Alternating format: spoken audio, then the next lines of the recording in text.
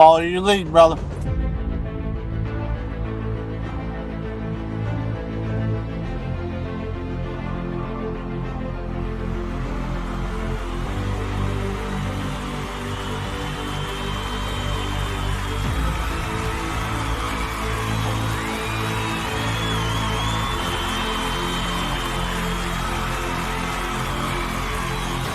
Ladies and gentlemen, this is the main event of the evening, presented by Carolina Lake Race Time Good with us.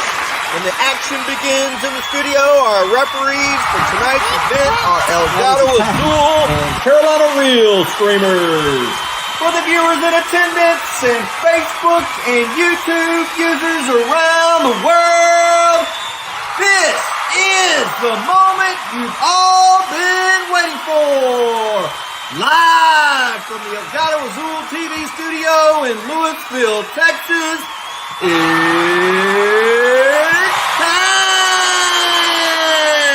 time! What's up, slime lovers?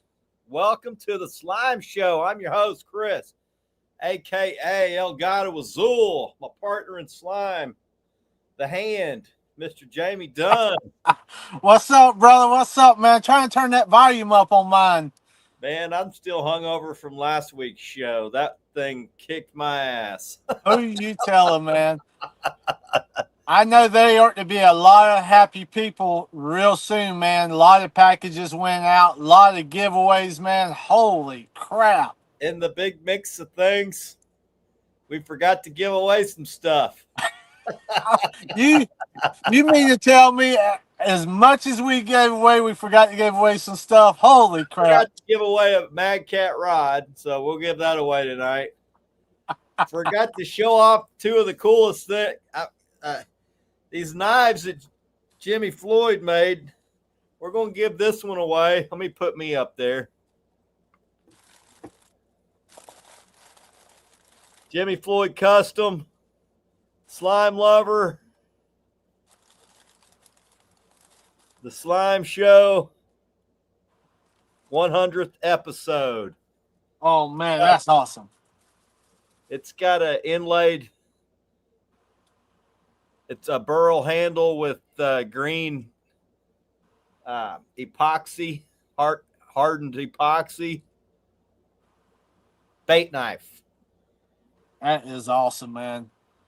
I tell you what, I got a surprise in the mail this week too from Mr. Jimmy Floyd, and I'm gonna tell you, brother, I was surprised, man.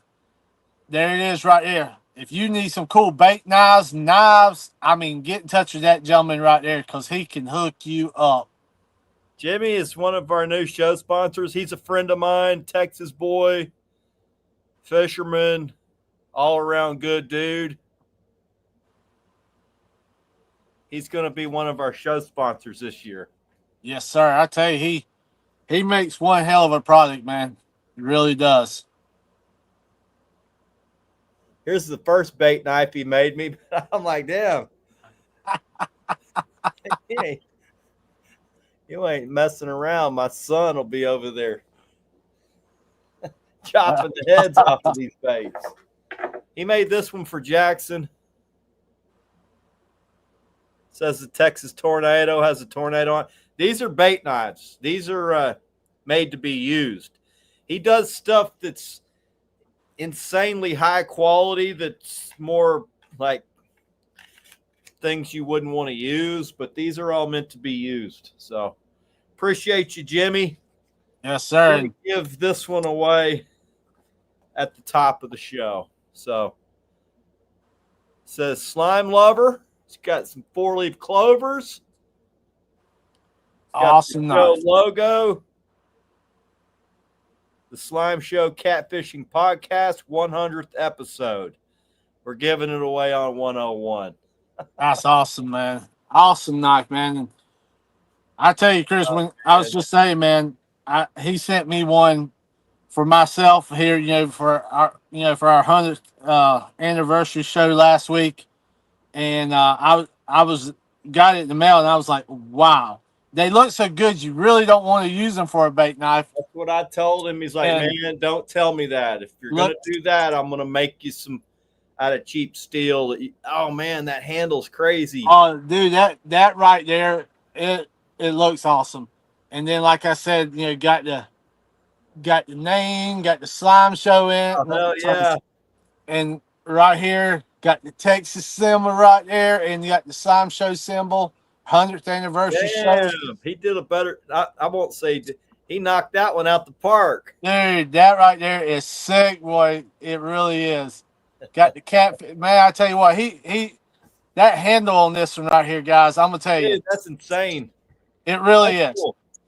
Jimmy's a good dude, man. He is, and I appreciate him so much, man. I appreciate you, Jimmy.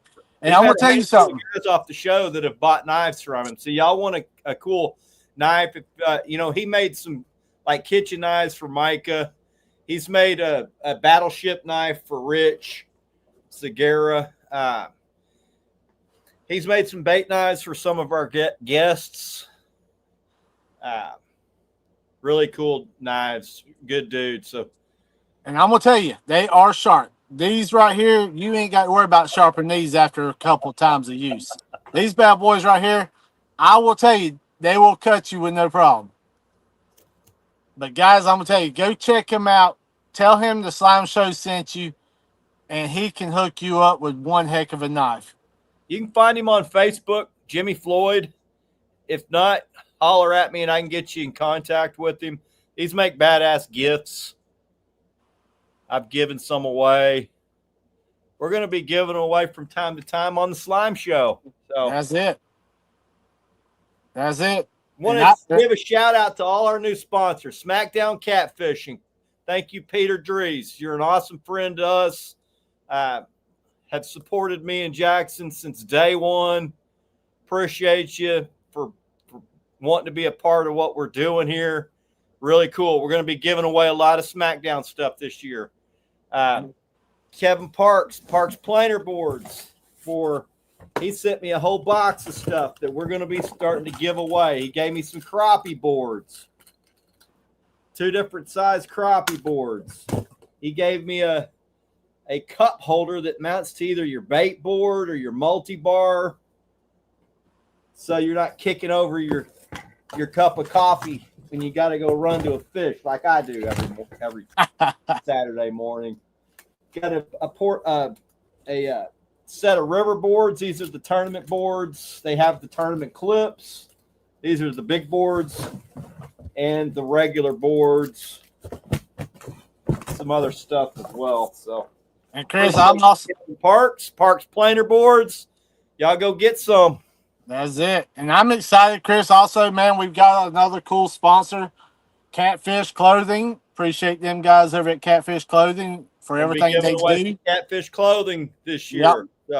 So we're gonna be doing all kinds of cool stuff, with our new partners. We're gonna be, like Chris just said, we're gonna be giving away some more stuff.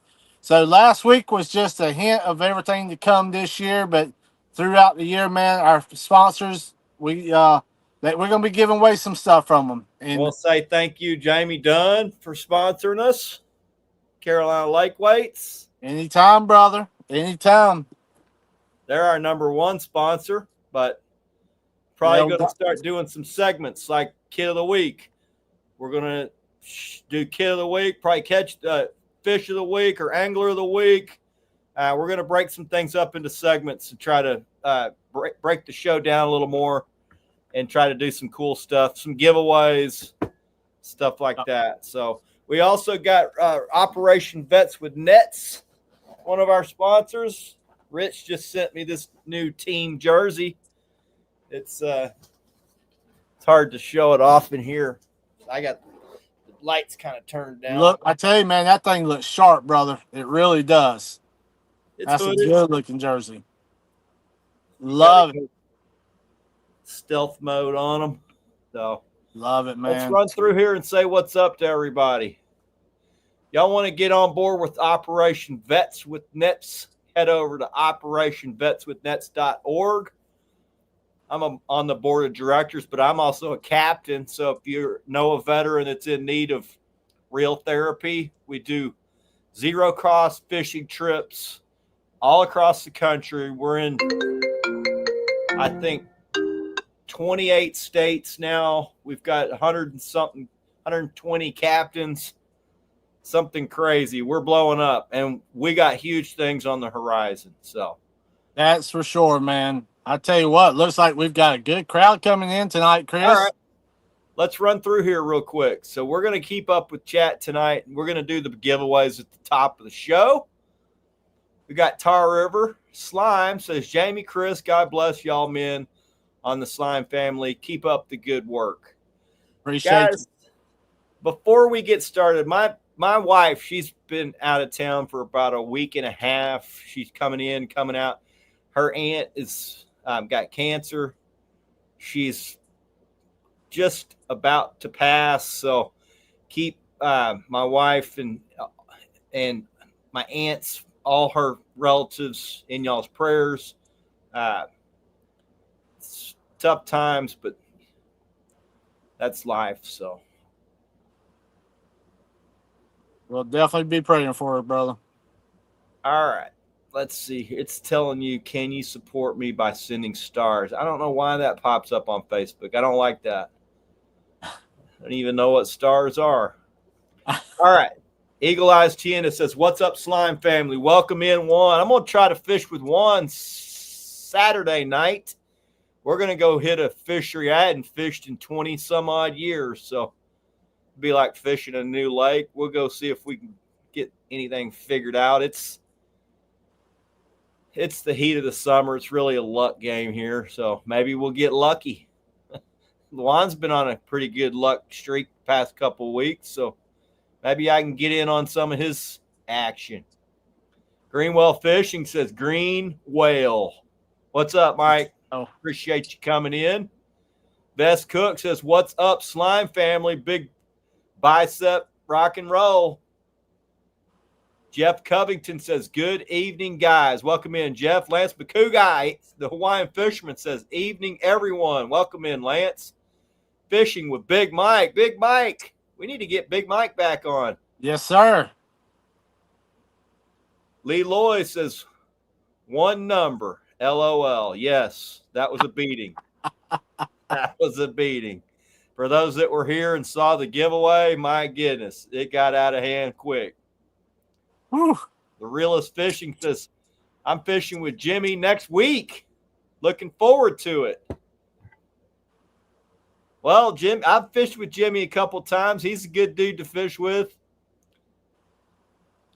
It's a hot son of a gun, so I hope y'all are fishing at night. Richard Green says, hello, Slime Slim Brothers. I'm trying, man. Wesley Grubbs III, what's good? It's all good, buddy. Fishing World 123, what's up, Chris? Trying to get this thing rolling. All right, moving on down. They look razor sharp. They are razor sharp. They'll chop right through a big fish. Yeah, they will. By the Fishing Magician says, what's up, Jamie and Chris? Welcome in, Levi. Killer B says, sick knives, fire, kaboom. No doubt. Bill, we need to fish, bro. Been too long, man. We need to go jump on one of your kayaks and go catch some gar. Average Joe Catfishing got my hat. Dragging weights in the mail. Nice, brother. Nice. Hat is badass. PB busting hat right there, boys. Seeing a lot of big fish come in with guys wearing that hat. It's been a hot hat lately for a lot of guys. Mike says he's got a screenshot of that card. Hit him up, Mike. Tell him you found us from the show. He'll take great care of you. He'd take great care of you anyway, but he's a big Slime family guy. So, all right, Jason Crofton says, I made my first Carolina Lake weights order last week. Nice, brother. 3-inch peg floats that rattle. Very high quality. Priced very well. Appreciate you, brother. Appreciate love, man. Tub and Tackle says, my boys, he's over there pouring that mud. Chase Godfrey, he's a big winner. Says, what's up, guys? I think Chase won the bumping rod, Creole. They should be on the way, Chase. I don't know. I got things that are supposed to have been here 3 or 4 days ago. There's the U.S. Postal Service is slow, boys. I tell you, man. You never know. A lot of times they're good, but man, a lot of times they suck. Want to be outdoors this evening, Chris, Jamie, and folks. Welcome in, Matt. Trent Hall says, hey, guys. Good to see y'all. What's the fishing plan this weekend? Trent, I'm thinking about heading to Waco, fishing with Juan. Was just trying to play it by ear because of what's going on with my wife's aunt. Mike Adams says, did you say there are 2 different sets of crappie planer boards? Correctamundo. There's looks like a 5 and a 6.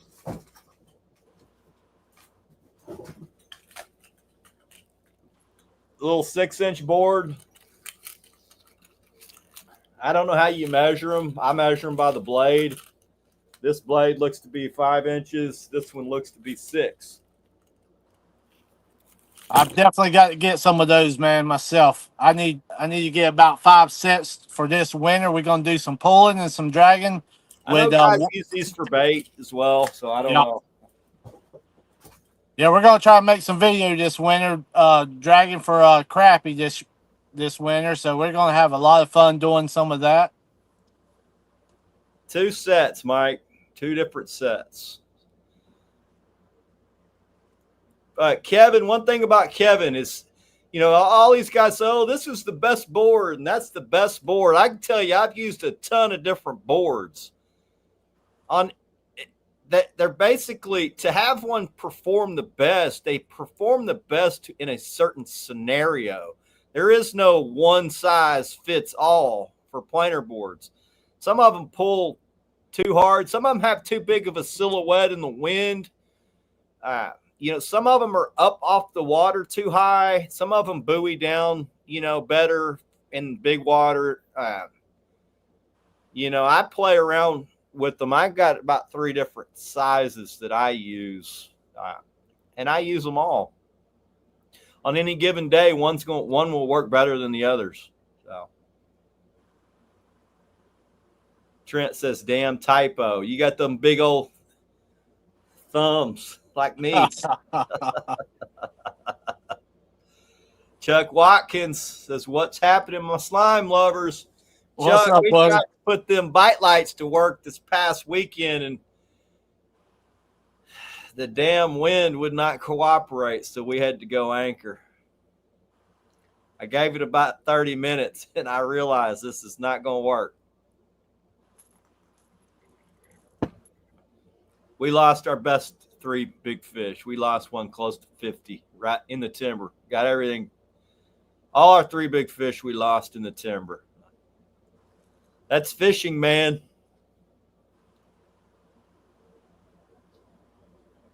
Just got my OVWN in the mail yesterday, says Matt. Good deal, man. Trent Hall headed to the Ohio River tomorrow. Stephen Full, evening bros and gals, ready for a great show. Man, we're rolling through here. I got to get this thing done. Can't wait for fall. Gonna be at it nonstop. Fire fish. Tommy Boy Outdoors. Prayers, brother. Appreciate you, Tommy. Dennis Perry, what's up, fellas? Another big winner. Bunch of winners in here. Bernie McBride, my Texas slime brother. Another Texas slime brother. So's Dennis. We're Texas strong. Killer B, love the show. Appreciate you, bro. Catfish Junkie. Stars are social media panhandling. All right. So I have seen people ask for stars before, but I just monetized my deal about 3 weeks ago on Facebook because I was going through my little deal and it says, click on this to monetize. So I did it, and then I started making money for doing nothing. So I made like $150 the last 3 weeks Nice, man. Nice. doing the same crap I always do. I just like to have fun showing off me and my son's stuff. I promote what I like, you know. I try to help my friends best I can. That's what fishing's about for me. That's it. Chuck says, me and Tub going to go fish the PD, Mad Cat Civil War. But I tell you what, y'all ought to have a little bit of water on that end this year, man. You might not. Man, y'all getting hammered. Man, we've had rain every day. Our rivers here on the coast, man, they're blowed out. They're flooded. The boat landings are flooded. It's been wild. We wasn't really supposed to get rain today, and it poured for probably about 2 hours today. Damn, I've seen a lot of stuff blown out y'all's direction. Yeah. Paul Dillon Anderson says, I'm ready for cold morning fishing days. This nighttime fishing is wearing me out. Staying on some nice ones, though. Heck Yeah, Texas is a little different from up there where y'all fish. It sucks here. Now, I say that, and some of my buddies have caught some good ones the last 2 weeks, but it's our fishing sucks. You got to fight your ass off for one good fish, and then you got to fish at night. Getting baits more difficult in the summer too, as well. The good bait, like little baits, easy. Big baits can be difficult this time of year. We got a thermocline in 21 feet, which also something you got to worry about. I'm just ready for the cold rain to hit so I can run up into the inlets and start hammering big fish. We're just right around the corner. 6 weeks out. And then it'll be Monster Fest for 6 months straight, every trip. No bad trips. All right, moving on down. I'm going to skip over some of y'all. Parker Pursuit says, evening, everyone. Welcome in, JP. JBN says, what's up? Welcome in. Bro? Robbie Robbins, awesome podcast. Enjoy the insight. Tips on catfishing. Appreciate you, bro. Richard Gadget Green, welcome in. I got to blow through here. It's going to take all night. Sorry if I'm missing any questions. We'll start the questions really soon. Dana Delaney Loy, that's Lee's wife. Welcome in. Mark Vidal says, what's up, boss? Welcome in, Mark. Solo Texas Adventures, welcome in. Justin Cox, what's up, fellas? I saw Justin up there complaining about ready for this cooler weather to hit. I don't blame you, bro. I'm ready too. This is the time of year you might hear a couple complaints coming out of my camp. August, September fishing's terrible. All right, moving on down.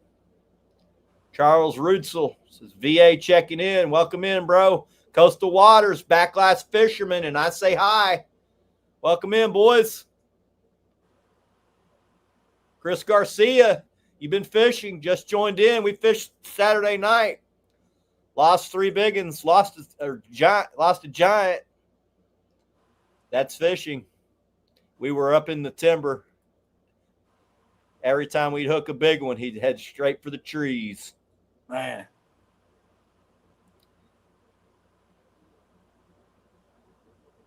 Trent says bait isn't hard when you throw on a school of that lined shad.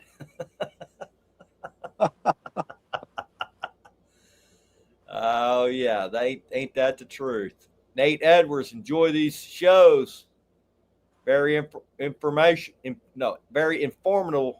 informative. Gets me excited to fish. Me too. Heck yeah. I'm going to be a lot more excited when that first cold front blows in. So, Chris, I fished Levon. I fished the timber on Levon on the north end. So,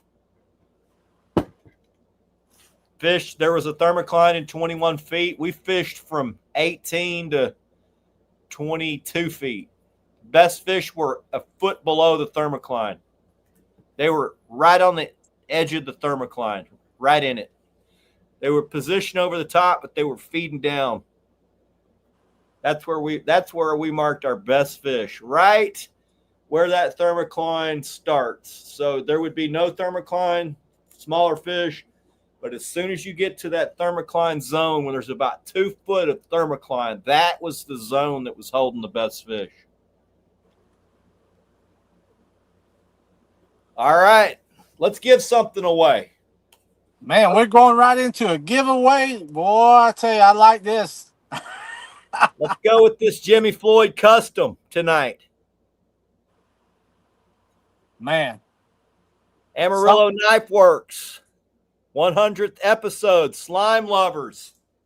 Somebody's going to be lucky with that tonight. Do not guess more than one time. I know we had a lot of guys in here last week that were not our guys.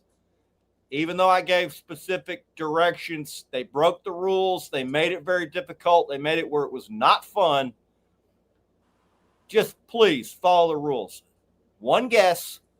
We're going to go number between 1 and 100. When I see the first one hits that guesses the number, do not guess until I write go in the comments. We are on Facebook and YouTube. So if you're saying I'm first, you don't know because you're not going to see all the comments. They don't all show up on y'all's deal. So I get to see all the comments. Jamie can see all the comments. We're going to go through here and make sure the right guy gets it. But Richard's already freaking breaking the rules. You're out. Oh, he retracted it. Give us a second, guys. Chris is going to punch in when we start. He's going to punch in. Go.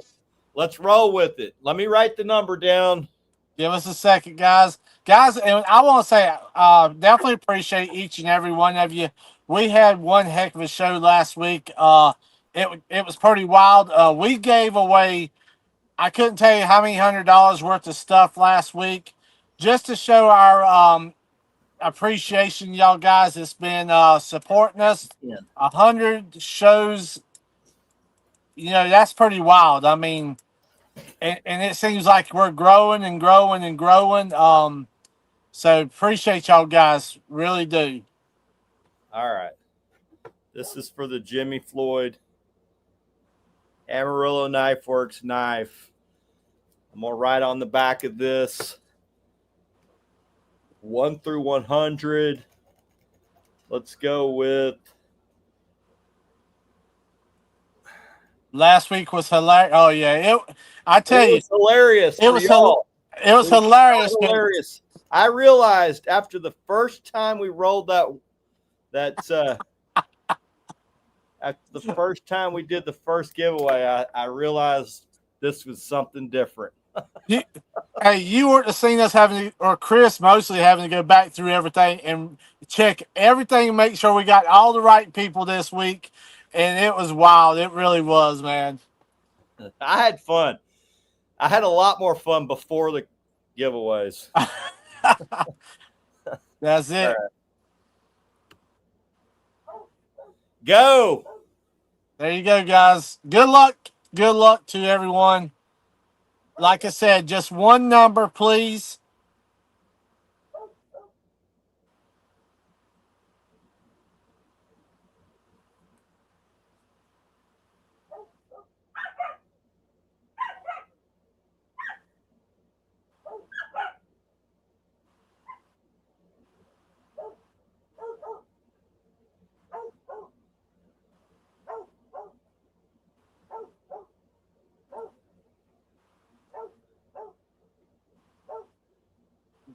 Donation Live Catfishing. Repick a number, brother. You just picked the same number that Solo Texans Adventures did.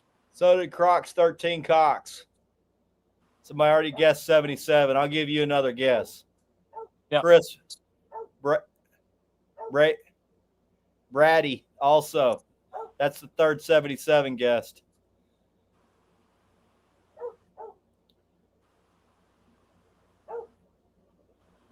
Can we delete our number and put a different one in? No deleting. It's too late. We're giving away a rod next. So 13 Cox, repick that number. There's already a 55, my friend.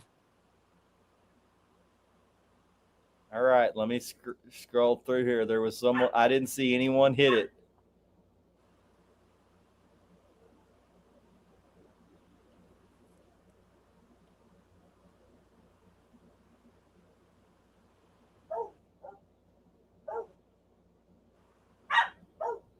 The hell are these dogs barking at?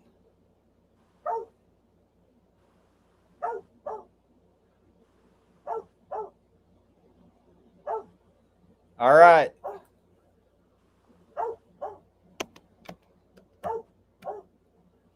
Stop. The number was 80.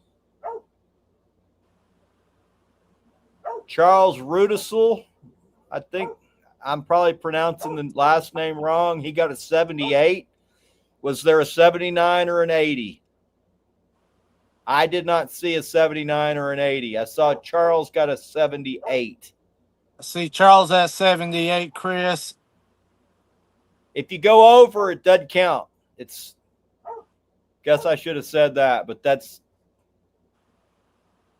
number picking 101 for contest. So.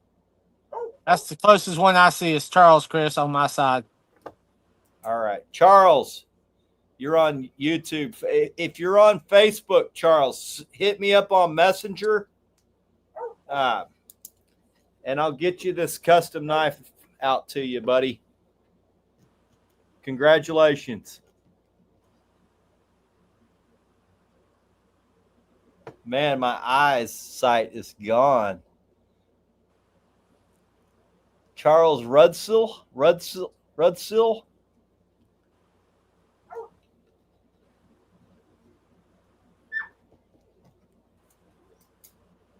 Yeah, hit me up on Facebook Messenger, Charles. If you would, send me your address and I'll get this sent out. And guys, these won't be the only giveaways we do throughout the year. There's going to be a lot. So, yeah, this is just stuff we forgot to give away. Yeah.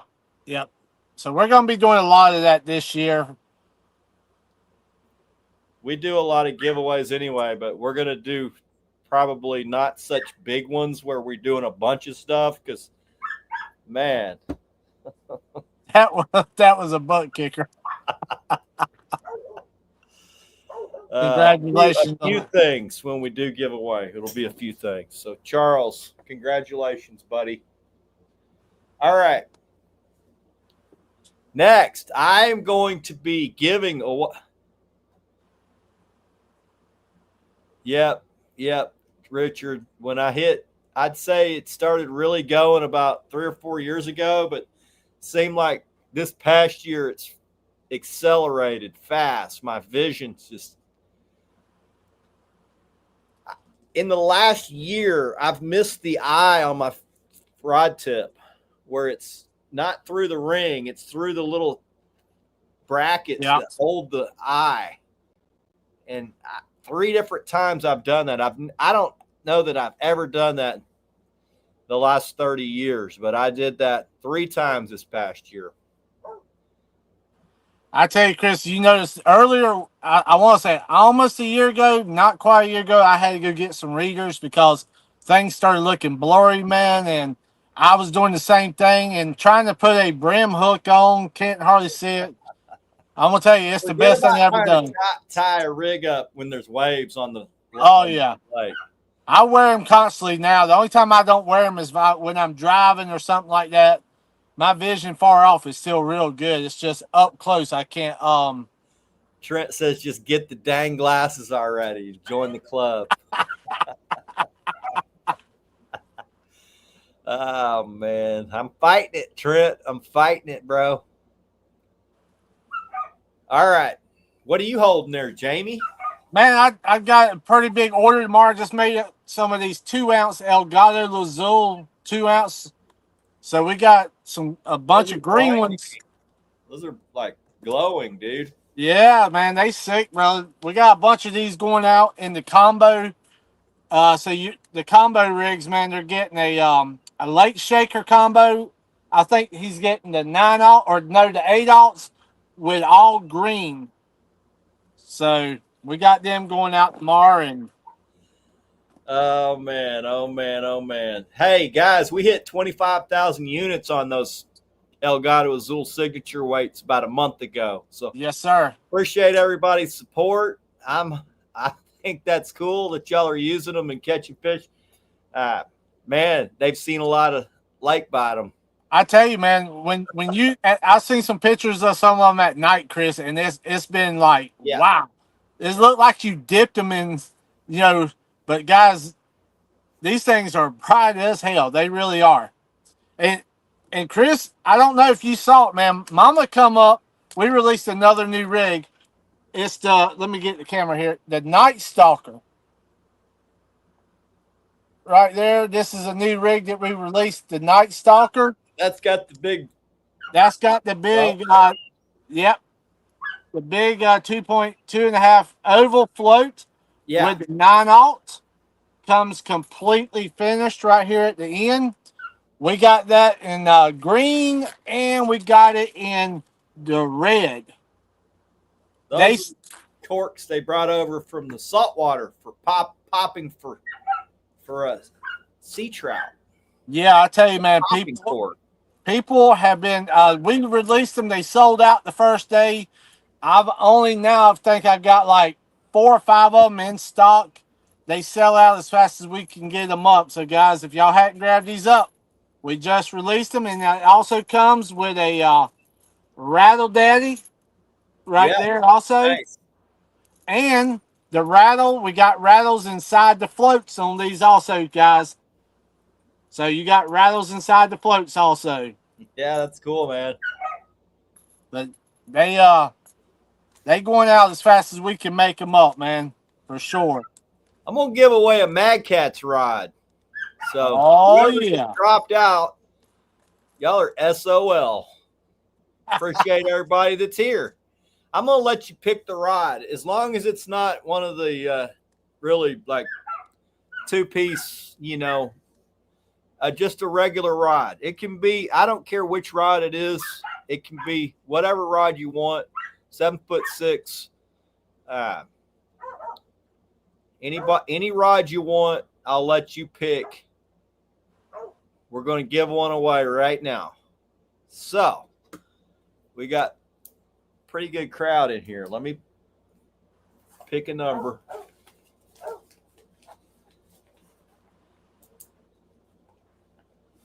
Let's go with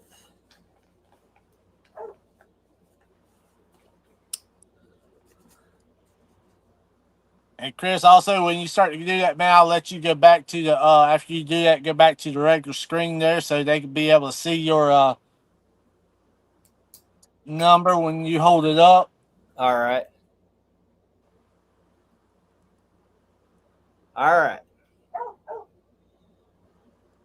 Somebody wants to go fishing at Fork. You must be either fishing for channel cats or bass or crappie. It's a great crappie lake.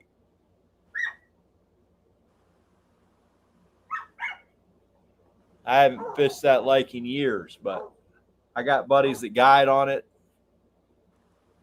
It's a great lake for most species other than blue cats. All right, boys and girls. Time to give away a Mad Catz rod. This one's going to be coming from me. I will be donating this rod. I get a pretty good deal on them for giveaways, so I'm going to let you pick the rod. You can pick whatever rod you want. as long as it's 7'6". Man, that's a good deal right there, brother. Bumping rod, get the bumping rod. You want a nano, get a nano. If you want, I prefer the medium action goblins. So guys are like, are these the best rods? I'm like, hell, I use the medium goblins. They work pretty damn good for me. So, all right, pick your number between 1 and 100. When I say go, you can go. One choice each. Pay attention to the screen.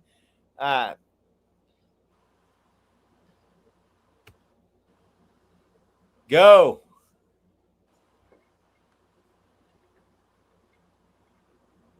Well, them numbers started coming up quick. Yeah, get them ready and just throw them down. And then, I mean, if you're lucky, you're going to hit it. If not, then don't worry about putting in a bunch of, another number.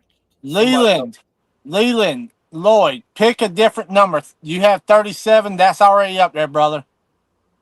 I'm glad you're keeping up with it. Corey Whaley, winner, chicken dinner, 13. Corey, congratulations, buddy. That's my son's number in football this year. And I will tell you, the Texas Tornado is dominant. That boy is dominant. He's going to kick some serious ass this year, boys. And Chris, I also want to say to Corey, man, he's a hell of a supporter of the Slime Show and Carolina Lake Weights. Appreciate you, brother. He's been supporting us for a long time.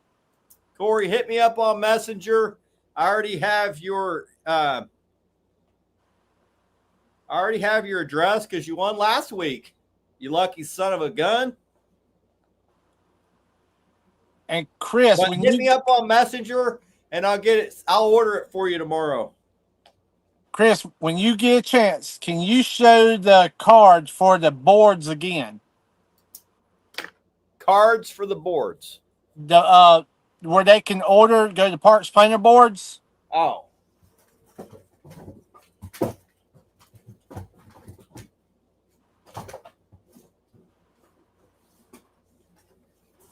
All right.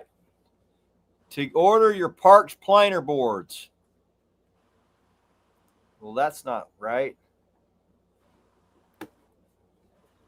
And I got to, if you'll tell him that we sent you, tell him you're one of my guys.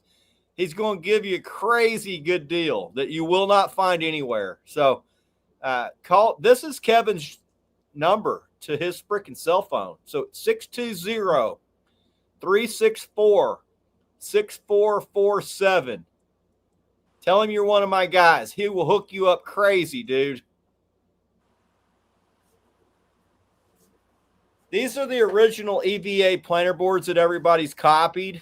You know, you hear all these guys say, "Oh, these are original." If they look anything like one of these,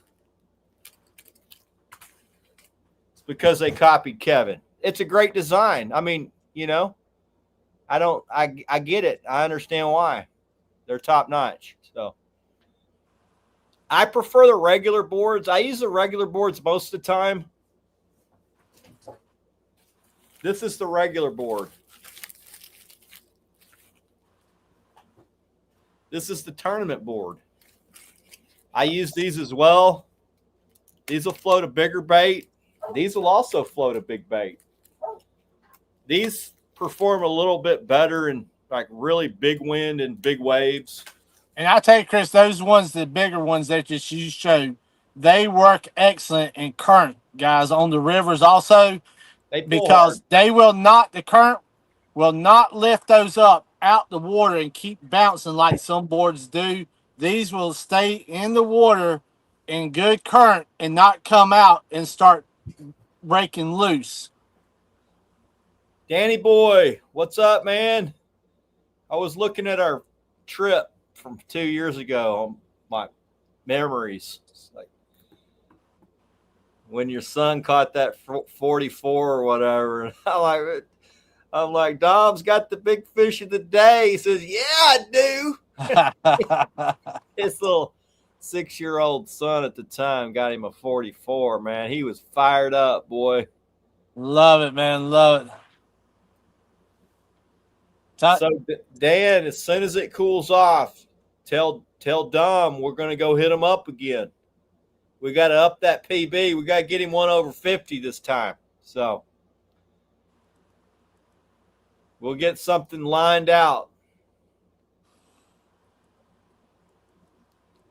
Y'all can come anytime, but if we're gonna do really put the smackdown on them, we got to wait for some couple. Really, the second cold front, major cold front, is usually better than the first. First, we'll start catching them. The second major one, it's on like Donkey Kong. So, and Richard, you right, man. Those lights, bright lights, they work good in top of these boards. I couldn't tell you how many sets of bright lights and how many sets of I planer use boards. Bite lights. Yeah, from Chuck Watkins. They when you've got these boards, he's already got a plastic straw that's installed into the top of these boards, and that works good for the light sticks, for like the wristband light sticks. I just take a pair of pliers, I rip that out, and the bite lights jam right down in there. Perfect. There they are right there, guys. All you got to do is you don't even need this part. All you need is just stick that right on top of that hole. Yeah. And look how bright that is, y'all. I'm telling you. And then all you got to do is when you get done, you just take that right there, turn it back upside down, and stick it right there, and you ready to go. Yeah, they're damn good tools for night fishing. They really are, man. And I tell you, I love these green ones. I've got red ones too, but these green ones, man, are freaking bad to the bone. They really are.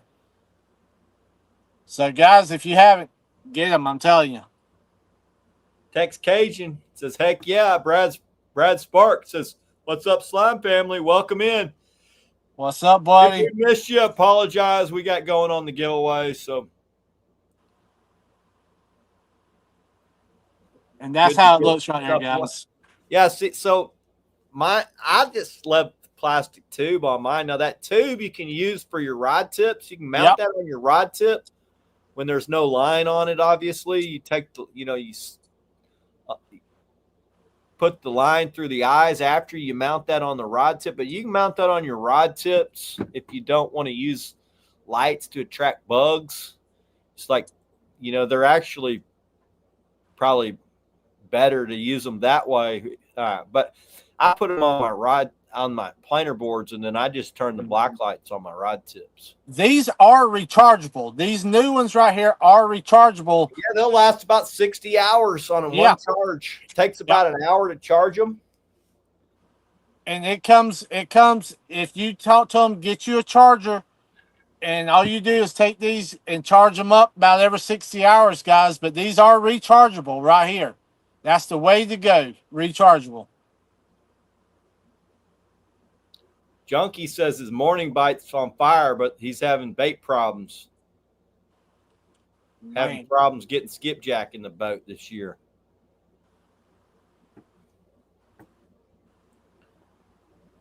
I'm having a problem getting motivated to even go.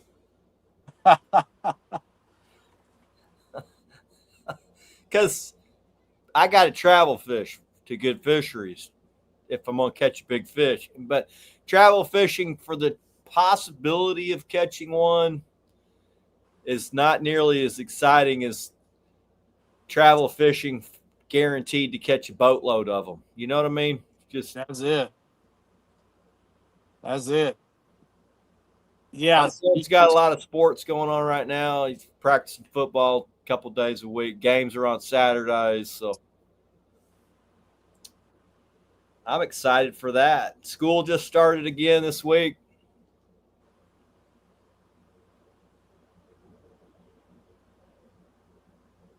Dan, Richard. Go ahead.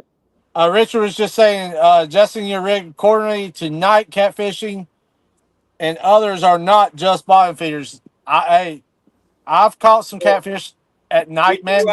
The test rig that Jamie's developed after we talked from what I was doing last winter, and we had a big fish that took the surface rig, took it down to the bottom, into the timber, across the timber, and was like 40 yards that way by the time I realized I had a fish on. So, yes, they like to be on the bottom. They will come to the surface to feed. We had 2 fish do that, and my buddy Tommy that was with us, he's like, "Man, I believe that bottom rig has got a fish on." And so I'm like, "Well, that's because there was just tension on the line." I'm like, and I couldn't see it. It's dark, So I cranked down on it, and I cranked. I'm like, "Fish on!" And it had come to the surface, hit the surface rig, went straight back down to the bottom, went to the timber to the tree, and then left the tree, and took me brought me all through all this crap. So we were hung, and it had actually taken it to our furthest rig that was off to the side. So it got hung on that rig. And then when I reeled it all the way to the tree, I got hung on the tree and the fish got off. Wow. So, yes, they feed all over the water column. They like to orient close to the bottom, but they feed all over the water column. Leland was wondering, can we see the top water rig? It's not fully tested, and everything we've done so far has been copied. Yeah. We'd like to have it out on the market before it gets copied. So we got a little more testing. We're going to test it fully. I already know it works. It works. There's no doubt it works, but we're going to test it a little bit more this fall, shallow water dragging. So it'll be out. We'll have it out this fall. It's going to be out late fall. We'll test it early fall.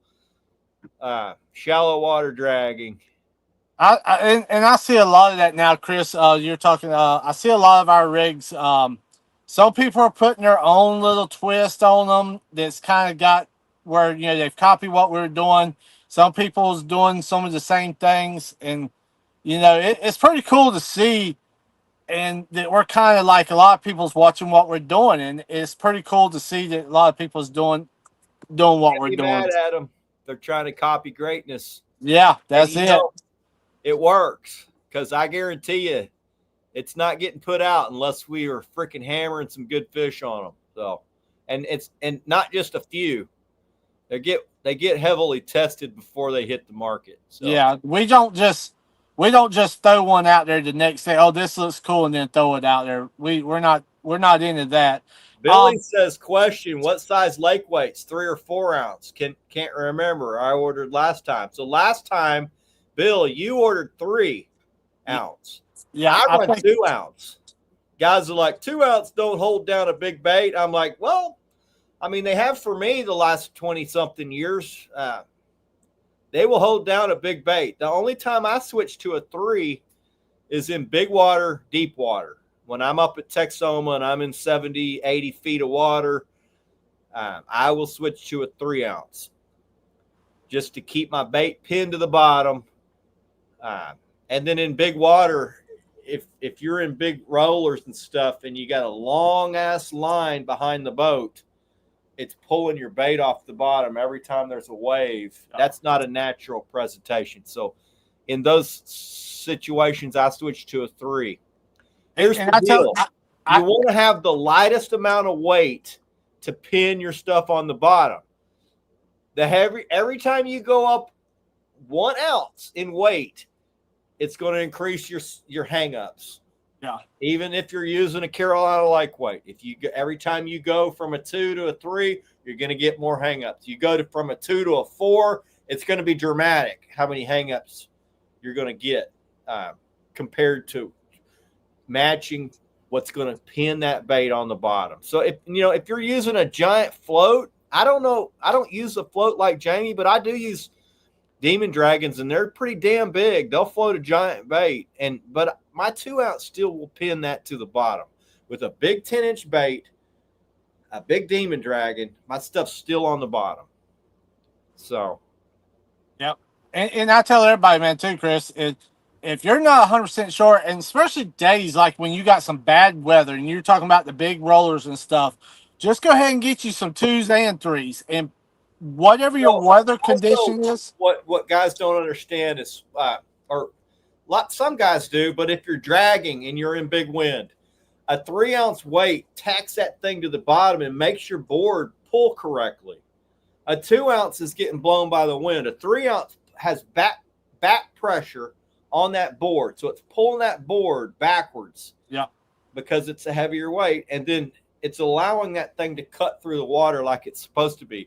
Whereas a 2-ounce, the wind blows it, it's pulling that 2-ounce also off the line, so your boards won't pull correctly. I realize it seems counterintuitive to put a heavier weight to get a better spread, but in big wind, a heavier weight will give you a better spread because it's pulling back on the board and keeping that board sideways where the blade is cutting through the water and pulling it like it's supposed to.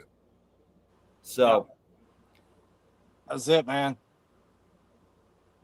Tried to see if I missed any questions. It looks like we've got all the questions pretty good so far, Chris.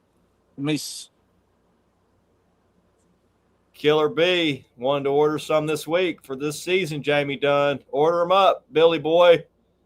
Get them in, guys, because I can tell you a lot of people is stocking them up now. We're building them as fast and shipping them out the very next day. They are going quick. Aaron Henson says, fish with the best. No doubt. I fish with what I like, with what works. I know what works for me. That's what I like. If I find something that I like that works, I'm going to stick with it. Because, success builds confidence, and confidence is key. Yep. Trent says, very seldom do I use 3. I'll still use 2s and 50 foot. Unless there's big wind and rollers. Then your freaking boards are all running over the top of each other. And we get that question all the time, man. I mean, almost daily about people asking questions about the weights and stuff. And, that's a good question, guys. And if you're never sure, get in touch with myself or Chris. Let's go over the scenarios. And if you got wind also, I shorten my length between the boat and the boards. I shorten that length up so that they're pulling hard. If you got a lot of line up, that line catches the wind. As it's bowed down, it hits the water. That creates drag. Nothing's going to pull right. So, all right, trying to stay caught up. Tar River, the lighter the weight, the better it keeps from getting hung up. That's correct. The less bottom pressure that you can create while still keeping your bait pinned to the bottom will keep you from snagging up considerably amount. Yep. And Brian was saying I have been pretty successful using 2-ounce. 2-ounce, man, is pretty much your go-to weight to start off with. 2 ounces a lot of times. Standard. 2 ounces is standard. Yep. In lakes. And I can tell you, I have used on our waterways, depending on the current and stuff, between the 4s and the 10 ounces, depending on where we at. So if you got heavy currents, man, we've got them for all your needs. I've been. He says he lost a brand new rod and reel Saturday in Lake Worth. Whoever finds it's you're welcome. Well, if I know Bill like I know Bill, you're going to be getting a top-notch rod and reel because he likes custom crap. He throws down big money for his rods.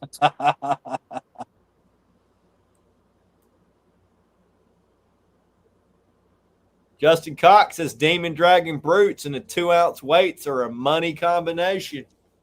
I'd agree. I love those big giant demon dragons for my 10-inch baits. I use the hell out of them. They work great. I use a variety of different rigs, but when I'm really targeting giant fish, a lot of my fish come off that big ass freaking demon dragon. I can tell you those 5-inch ones I think I've got one bag left, man. Those things have been going out like crazy this past week. I will say this: out of the top water rigs, it's got to be the big one you sent me. Yep. It's a necessity. The other one is getting eliminated off the. Yep. The smaller one will not freaking do the trick. It's got to be the bigger one. Those bigger ones has been working real well.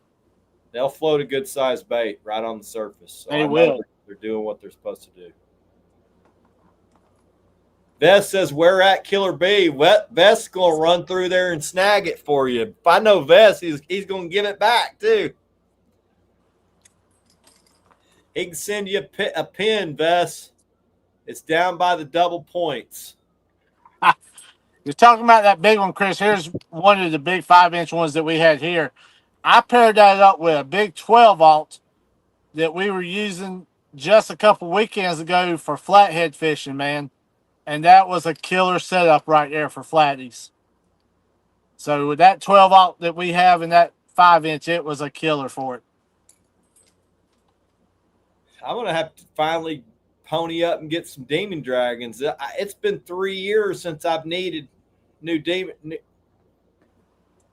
rattles, because Carolina lake weights keep me from losing them like I used to lose stuff. So I asked you what the other day. I was like, Jeremy's like, you need some. I mean, you hadn't asked for anything in a long time. Like, are you still you? I'm like, yeah, I use them every time I fish. I just don't lose them like I used to.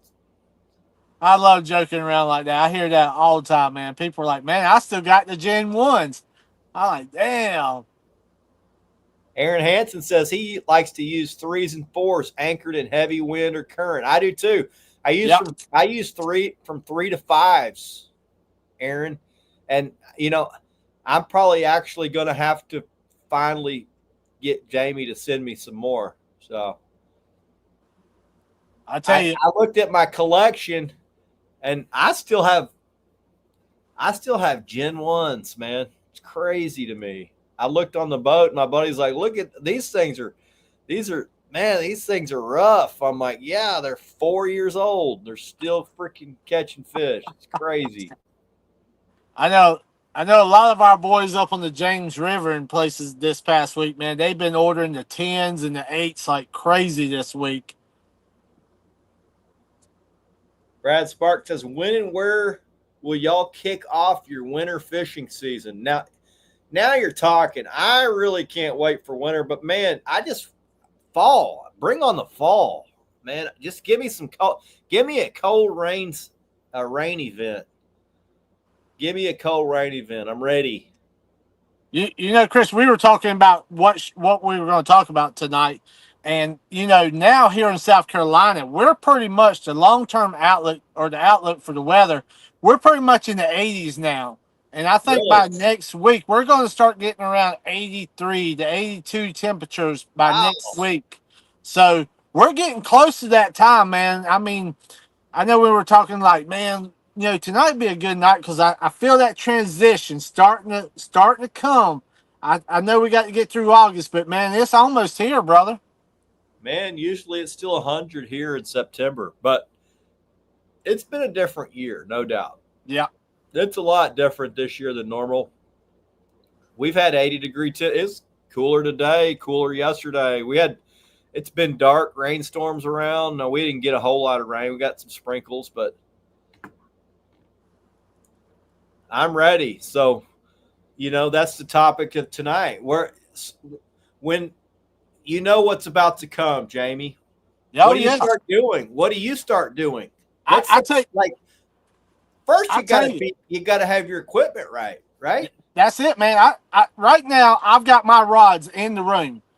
I've got my line machine. I've got it all set up. I've got my big old spools of line. You're ready to start respooling. I'm ready to start respooling. That's number one. That's number one for me. I agree. I respool everything. And before I respool, though, I've cleaned my reels. I've gotten good. I don't do, but I've got my worm gears all greased up. I've got them ready to go, man. For those that don't know, Jamie used to be a reel repairman. Yeah. A R-E-E-L, not R-E-A-L, a reel repairman. He was a reel repairman. So he cleans his reels and stuff. I've never cleaned a reel. Actually, I cleaned one when I was about 12, and the reel never got put back together the right way. So I have never cleaned a reel since. I run mine into the ground, and then once I do that, I get my reel guy to hot rod them, and I hot rod them one more session. And once they break again, they're pretty much, I'm done with them. Yeah. Yeah. So luckily, I have found reels that last way better than what was happening before. So I run Shimano Dakotas.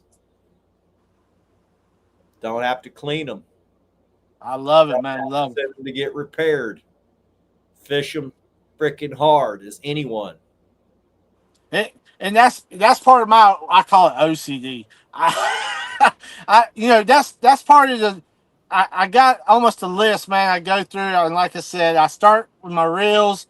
I pressure wash my handles and everything on my rods. I've got them dirty from the summer, so I get everything cleaned up, and I'm starting to work. Okay, what rigs am I changing over to? What size hooks am I going over to? I switch all my rigs, regardless of anything. All new rigs, all fresh line. I retie everything. I cut all the stuff off the old ones. I reuse it.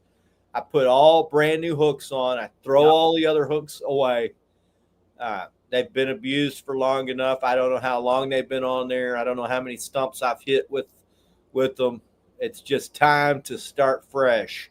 And like you said, Chris, even though, from the eye, man, this rig might look good. Everything looks good. I don't want to change it. I'm telling you guys, when you start running your fingers, your hands over these leaders, they take a beating. They really do. Only that, but if you've been running them a while, you can run one even with nicks in it for a long time. Oh yeah, yeah. Guys are like, oh, I got to change my leader every few trips. I don't do that, and I never break my leader. We catch our fair share of big fish. I don't ever break off at the leader. I break off on my main line. When I used to break off more at my leader when I was running 50. But when I moved up to 80, I don't know that I've ever broken off a fish on the leader. Unless you're, when you hang up, you're on a tree stump, you're going to break off at the knot, typically. But I do it because UV is damaging on monofilament. And if it's been on your line, you should be able to feel it. It starts becoming, I wouldn't call it brittle, but it just has a stiffer feeling to it. And it's just time. It's time, because what if you catch the biggest fish of your life? Man, that's it. It's going to break on that freaking one you didn't change. I guarantee. That's the one that you catch it on, and that's the one that breaks. So just get ready, because it's time to start catching big fish consistently. And a lot of the time, Chris, I hear people say, man, only if I wasn't lazy, I would have caught that fish. If I had just checked my gear, only if I had done this. Here's the thing. If you don't catch a lot of them, it makes you lazy, because you're not used to catching really big fish. And then when that one comes along, it broke. And you're like, oh, well, because everything works until you get a giant. And that's when the little problem arises. That's when all those little things that you're doing with your rig comes into play. So go ahead and just be ready for it. Or and get your heart broke. But most guys that catch big fish, you lose a couple of them and you're like, all right, now I see why I lost that. I know what to fix. so I can be ready for them. Well, Chris, let me ask you this, man. Do you go through your tackle box? I know we showed this, I believe, last year. Yeah. My suitcase compared to your little thing that you had, I go through my tackle box, go through all my plastic, containers, and I say, okay, I'm gonna start setting these to the side, and I'm gonna bring in my fall and my wintertime stuff. I'm changing over a lot of stuff in my tackle box because I have plastic boxes, man. I'll take out my tackle box, set up for the wintertime, take my fall and some or wintertime stuff, and put it in my tackle box. And even down to my hooks, like I said, my rigs, my floats, everything, man. So I'm changing. everything that I got currently is getting cut off. Yeah, I that's don't it. stick it back in a bag and reuse it. It's done. I cut my Roscoe swivels off. I reused the Demon Dragons. I reuse pretty much everything that I can on my brand new rig with a fresh hook, fresh leader. As far as my tackle bag, no, it's universal. I have simplified it so much. The side pocket has all my hooks. It's got probably 1,000 freaking hooks in it. It's got all size hooks that I would need, variety of hooks that I like, from 6 ounce up to a 13-aught. I mean, from a 6-aught up to a 13-aught. I use them all, and I also use some treble hooks for some stingers. I've been using those the last 2 years that I haven't really shown guys, but I use a big treble hook for some of my stinger rigs. And then it's just depending on what fishery I'm going to fish is this bait size that I use. I use a variety of baits every trip, but 95% of my big fish all come off of a whole giant bait. So guys, when guys say elephants eat popcorn, that is true. They will eat a small bait, but fat guys don't go around eating one little piece of sushi when they eat. They want a full. It's true. They want the whole buffet, brother. They're lazy feeders. They don't want to have to eat. A giant fish does not want to have to go around and eat a bunch of food, and he will key in on only big things.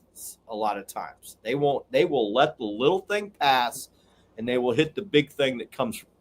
I don't know how they can sense that there's something bigger coming to let the little one pass, but they can. There's no doubt in my mind they will pass up the little thing to eat the big one that's coming. Now, if you have all little stuff out, would they hit that? There's a good chance they might. I don't know. When I switched from using smaller baits to going really big, my big fish catching went astronomically through the roof compared to what I was doing before.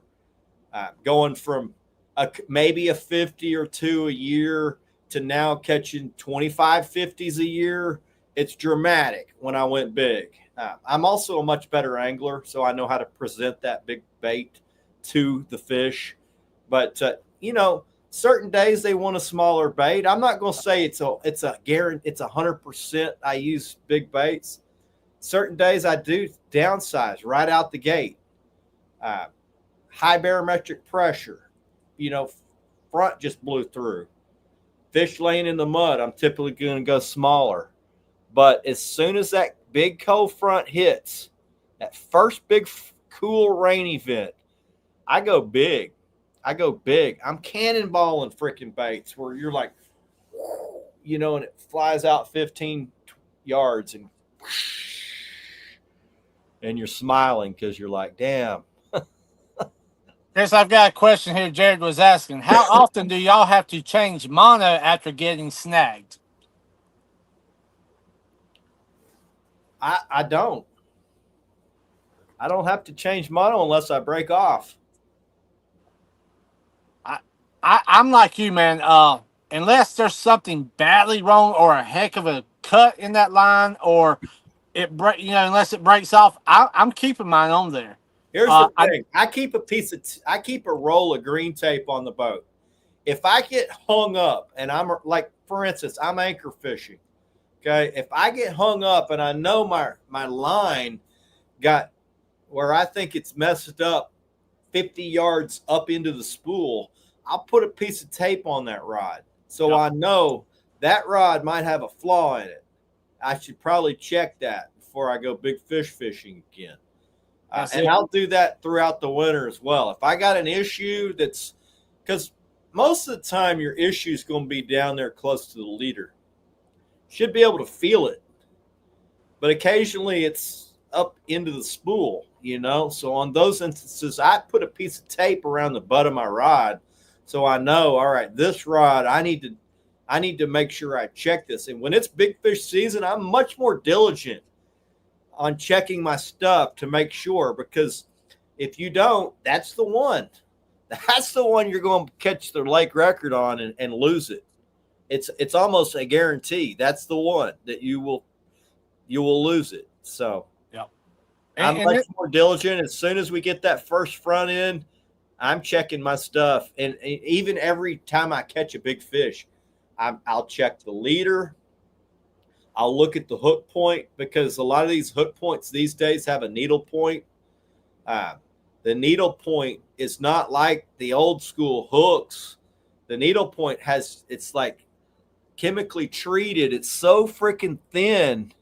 And if that thing's curved and bent back from hitting a bone, you have to get your nail file. I'll still use the hook, but I get my nail file out and I'll file that needle point off to a razor point.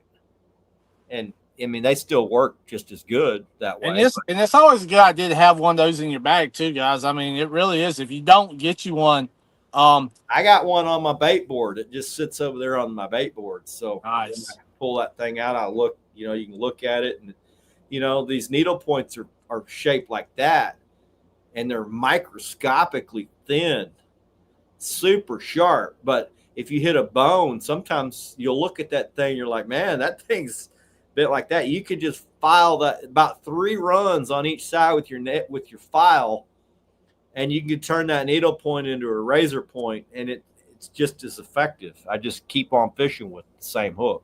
That's it. And Chris, what line are you using, man? What pound line are you? 30-pound structure cats. What I use. Yeah. I switched to Mad Cats about 3 years ago, and before that. I will mention Berkeley because no one's really affiliated with Berkeley, but I use Berkeley and another big name that a lot of guys use. I had a lot of issues with the big name breaking. Guys said, oh yeah, they got some bad batches. Well, I guess I was one of those guys. It burned me on them. So I don't use that stuff. And Berkeley doesn't have a very long shelf life on your rod. There is no UV resistance to Berkeley big game. That stuff gets old quick on the rod.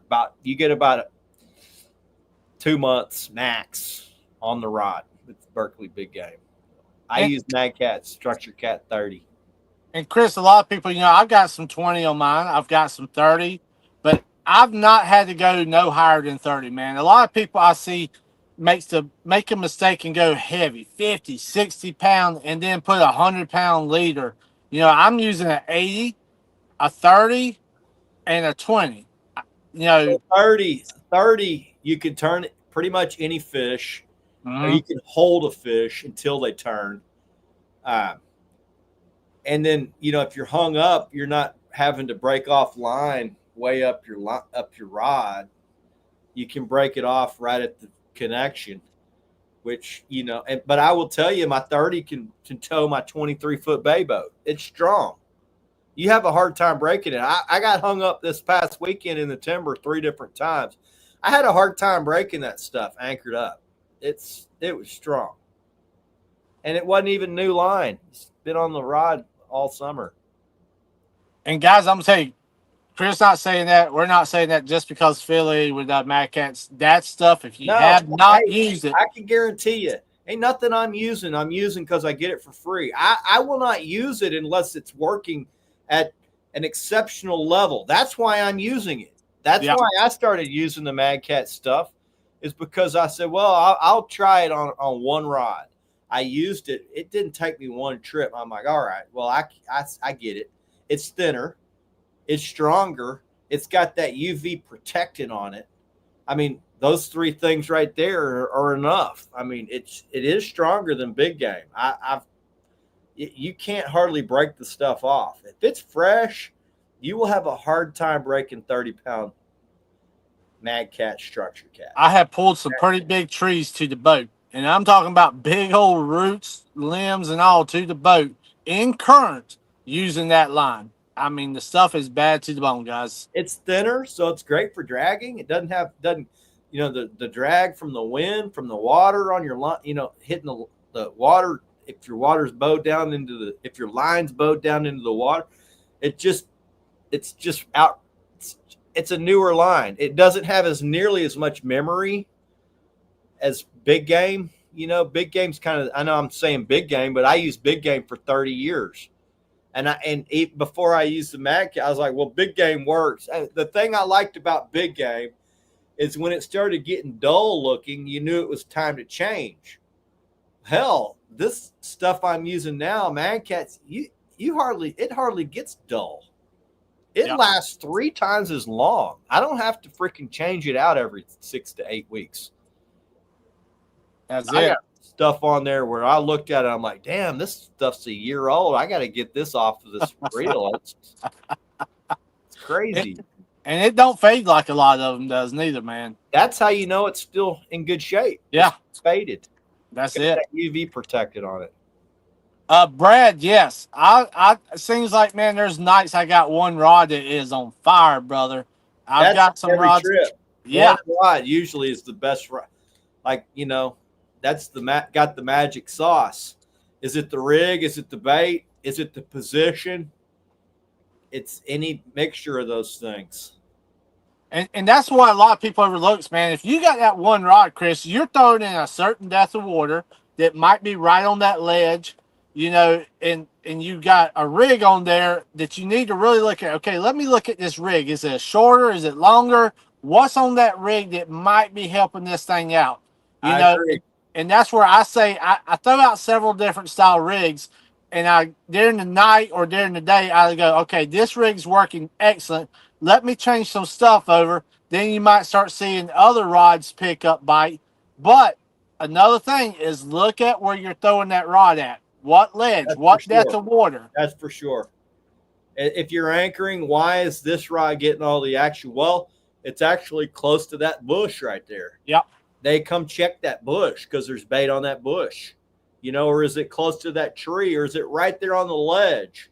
Those are things you got to be looking for to try to reproduce on your other rods. And if everything's being caught right in this little area, but you only got one rod there, you might want to flood that area with two more rods. Yep. Take some of those that aren't getting anything, put them right there, and you're going to start getting doubles and triples in that little area right there. And not only that, look at your bait. Are you cutting that bait a certain way? What bait do you have on that rod? No doubt. Is it a chunk? Is it a fillet? Is it, just sitting there What's making that bait outperform? That's I will it. tell you this. I learned this from experience, but it's been backed up from world-class anglers we've had on the show. Presentation is key. In their natural environment, blue cat, because I'm a blue cat angler, a blue cat is eating a live bait. Okay? That's why when you're dragging a live bait or when you're dragging a dead bait, it looks like it's alive. You're presenting it in a natural manner. That's why a whole bait or a fillet that's cut to look like something that's dying coming through the water will outproduce the chunk 90% of the time. And guys say, I catch this and that on a chunk. Okay, that's great. You can catch them on a chunk. But I can guarantee you this, switch all 10 of those rods over to that fillet that day or to a whole size bait that they're actually keyed in on. I'd say most blue cats, they like about an 8 to about a 10-inch bait. That's seems to be the optimal size for fish that are between 20 and 80 pounds. A whole bait that's about like that. That's what they're keying in on. That's what they would prefer to eat for damn near every meal. Will they eat something bigger? Yes. Will they eat something smaller? Yes. But when you're checking, when you're really freaking hammering them, you'll catch way more giving them what they're actually looking for. Well, Chris, let me ask you this: how many different style cuts of baits do you start off with? Do you keep everything the same, or are you doing? I typically in big fish season I got 3 cuts. I got the fillet, the whole fillet. Now I'll say 4 because I got a whole fillet, and when I say a whole fillet, it's the whole fillet, double hook rigged, big ass fillet. I got the headpiece. So the headpiece is going to be a hand-sized piece. It's going to be about like that. It's a big old headpiece. I use the whole body, minus the fillet and the head. A whole body with the tail chopped off. So it's a fish swimming through the water about like that. Now, once you remove the head, this part is squared off. I will take the head part, that part where I chop the head off. I get my bait shears and I trim that flat part like a head. So I start cutting my piece to look, even though it's just the body chunk, I still cut it like it's a fish swimming because that flat piece doesn't swim through the water as much. And I have noticed if I can get my body piece to come through the water like it's a whole fish, that piece produces better than the body chunk because it just doesn't swim right. Chris, you just said something a lot of people won't talk about. I know a lot of people say, "Man, I don't know if I want to talk about weight, certain cuts, certain things." But you just come up with a way to guys. You gave a lot of people ideas, man. You're not just taking that square chunk. You're really doing something with it to make it look more lively, more. I say, oh, the headpiece. You know why the headpiece works? Because you hook it through the nose and the bottom of the jaw, and that thing's coming through the water the proper way. Okay, that's why it's out producing just that body chunk section that you chop like that, and it's helicoptering through the water. It's not enticing to a big fish because he's like, that's weird. I don't know about that. That headpiece swims through the water right. If you take that body piece that looks like just a giant chunk, and now you chop that thing back down to look like a fish, I guarantee you will get more big fish bites off of that piece than you will just a chunked up body piece. Yeah, I guarantee you. It's guaranteed. That's it. And Tom, yes, I love with the flapper style cuts of fillets. I love that style, especially when I'm dragging and stuff, man. I love those styles of baits also. I've gotten away from the flapper. I just use the whole fillet and the body piece. And I make sure that back section of the body piece has a piece that's flapping. Yeah. The reason why I can get more baits out of a big bait the way that I cut it. I get a head piece, I get a giant body piece, and I get a whole fillet. That makes 3 big ass baits. If you're cutting that thing with flappers, you basically get a head piece and the body with the flappers. Yeah. That's 2 baits. And to have, there's something to having the right bait. And they're not easy. They're not easy to get the right bait. You'll notice the right bait, you'll catch all your fish off the right bait and none off of the questionable. Maybe get some bites off the questionable or catch a few fish off the questionable bait, but the right bait, you're getting all your best fish off of the right baits. There's something to it. It's not just freaking guesswork. I guarantee you. Fishing big baits is an art form. There's a reason. There's a method behind the madness. Not just, big fish like big baits. Cut them natural. Make it look like a natural presentation And the biggest fish will freaking go for it. They can't resist that thing when they think it's the dying bait that's fluttering through there and on its last throes of life. How many Eagle Eyes, how many big bait rods are you running when that time comes, Chris? I run 6. And when I say big baits, those are my giant double hook rig baits.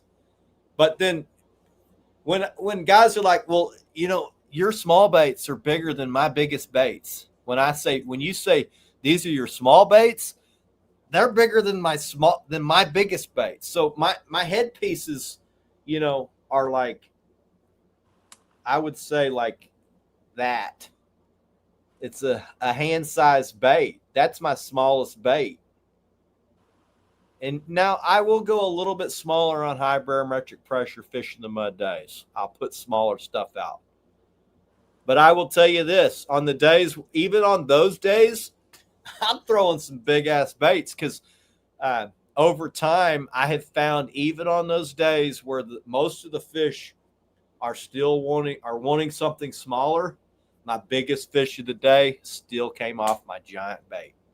So I will always throw those big ass baits. Brad was asking, how often do y'all keep your fish for eating? I'd say probably 4 or 5 times a year, not a lot, and that'll get me two meals out of keeping a handful.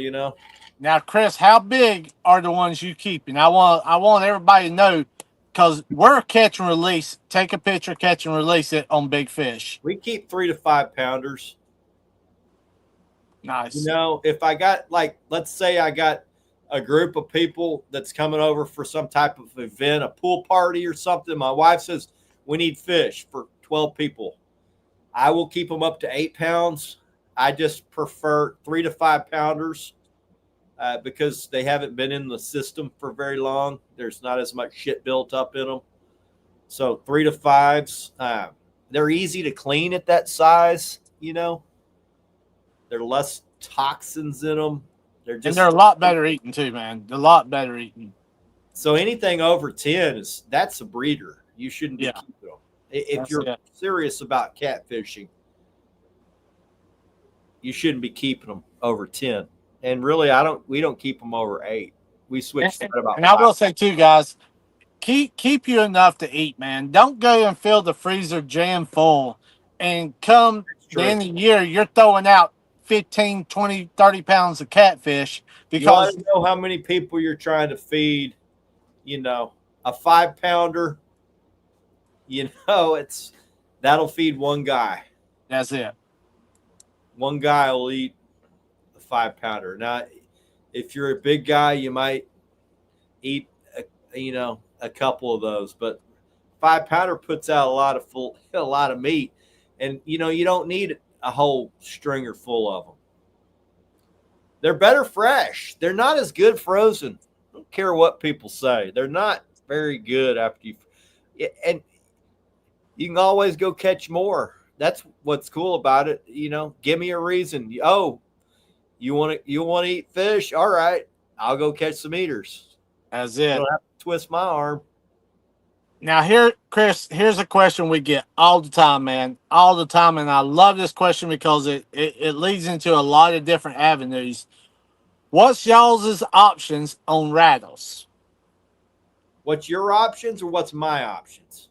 Well, what's your options on rattles? All right. Well, I typically, for my really big baits, I use a Demon Dragon Brute. As far as how I rig them probably 3 different ways. I like to give them variety. I will use smaller rattles up by my hook for when small fish hit a big bait, because they will bang it around. They can't get it in their mouth, but they bang it around. I think a small fish, when they hit that thing around, it creates a little extra sound. When you are around some smaller fish, they can call in a bigger one. So I put some smaller rattles up close to my hook.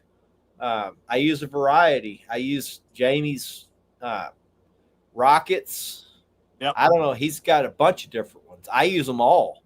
Yep. For my big Chris, rattles, I typically use Demon Dragons. I also run Demon Dragon Brutes. I also run some regular 2.0 Demon Dragons. I run some of Jamie's slugs. They're his cheapest ones. Some days those slugs catch all the fish. yep. Now, Chris, do you believe in rattles? Because there's a lot of people out there that don't. That says rattles are for catching anglers is wrong. They're wrong. Plain and simple, you're wrong.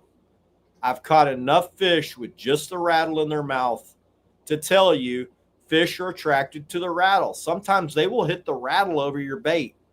And when I used to use a rattle that was hand painted by Scott Manning, who used to own Demon Dragon, he hand painted them. I would come by the end of the season, my Demon Dragons were so beat up there was not any paint left on them because the fish were hitting the rattle. So yes, they are attracted to sound. It gets their attention, and then they see this fluttering bait, big ass bait behind it. It looks like it's about to die, and they go crush it. Here's the new. We did a podcast on this. The newest information on blue cats is that sound and vibration is their number one sense. It's not sight, it's not smell, it's vibration and sound. They key in on vibration and sound. They have something like 10,000 times the sound and vibration sense of any freshwater fish. They have found that blue cats can sense muscle movement from a bait fish from freaking a long way away. So when a fish moves, it's the electricity in his body that's making the muscles move. A blue cat can sense that electrical discharge from just a bait fish swimming. So if they can sense that, they can sense bait in distress. They can sense predatory game fish feeding on bait. That's why these guys that are using thumpers to catch catfish now turn the thumper on. There's no fish under the boat. And in 5 minutes, you look under the boat is loaded with fish. They're coming to the vibration and the sound. So does it work? Absolutely, 1,000%. They are attracted to sound. Why is it that rattle? The rattle, if you listen to a rattle, what a rattle sounds like in the water, it's not you shaking that thing. It's those BBs just rolling up and down that rattle. If you listen to what that sounds like in your bathtub, and then get online and go listen to the sound of a bait fish in distress that's been recorded underwater, that is exactly what one sounds like. Shh, shh, shh. That's what it sounds like. So it's mimicking a bait fish in distress. And guys, anyone who's been around sand bass, striper, hybrids know that blue cats follow them around. They're following that predatorial, those fish, hitting those bait fish. And then they come in and feed on the ones that are injured and dying. They're creatures of opportunity.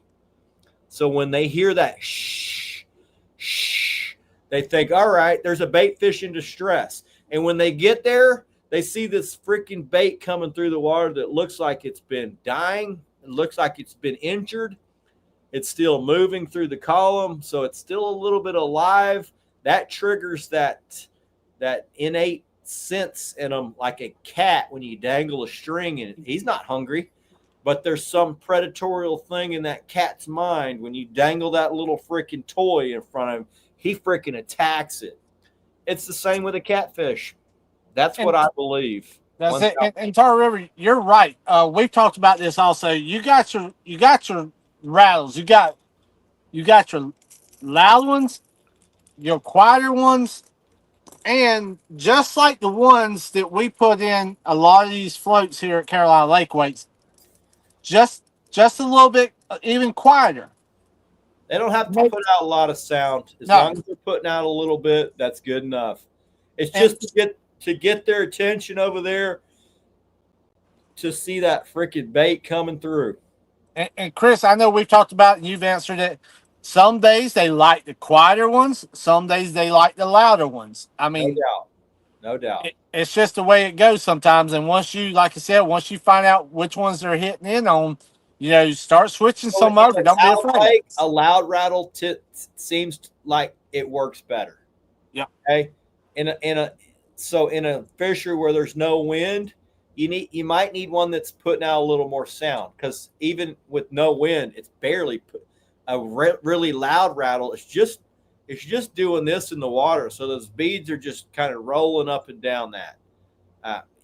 In a loud lake where there's a lot of wave action, a different rattle works. And a lot of times you're not sitting underwater. You're not doing this, guys. Like Chris was saying, that thing's just barely just hit the bottom and just barely kind of moving. So then BB's in there. This. And that doesn't sound like a bait fish in distress anyway. Bait fish in distress sounds like shh, shh. Literally, that's what it sounds like. Yeah. You can go online and find sounds for bait fish in distress, and that's exactly what they sound like. If you don't think catfish are attracted to sound, it shows that it really shows what you. Yes. Hey, for the people that says that, guys, we've heard people say, "Man, well, I don't use rattles," or you got people that says, "I believe in my rattles." You don't have to use them. You can catch catfish. Don't get me wrong. You can catch catfish off ones without rattles. You can catch them. I catch more catfish using rattles than I do without. So, I've been using them for about a decade. Well, I'll say I've been buying them for about a decade. We used them before that. We would buy Zara spooks at garage sales and turn them into, catfish rigs.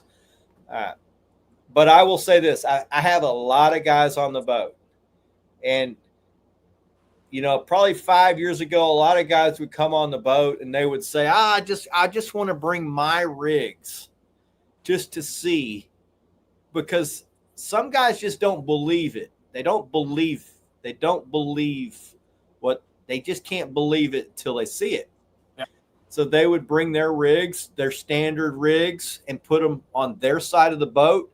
And I would put my rigs on my side of the boat, and they would not catch a single fish all freaking day while I'm over here hammering fish after fish after fish. Now, I know that sound was drawing their fish over to my side of the boat. If I was not using the rattles and we had all of their rigs, there's no doubt in my mind we would have still caught fish.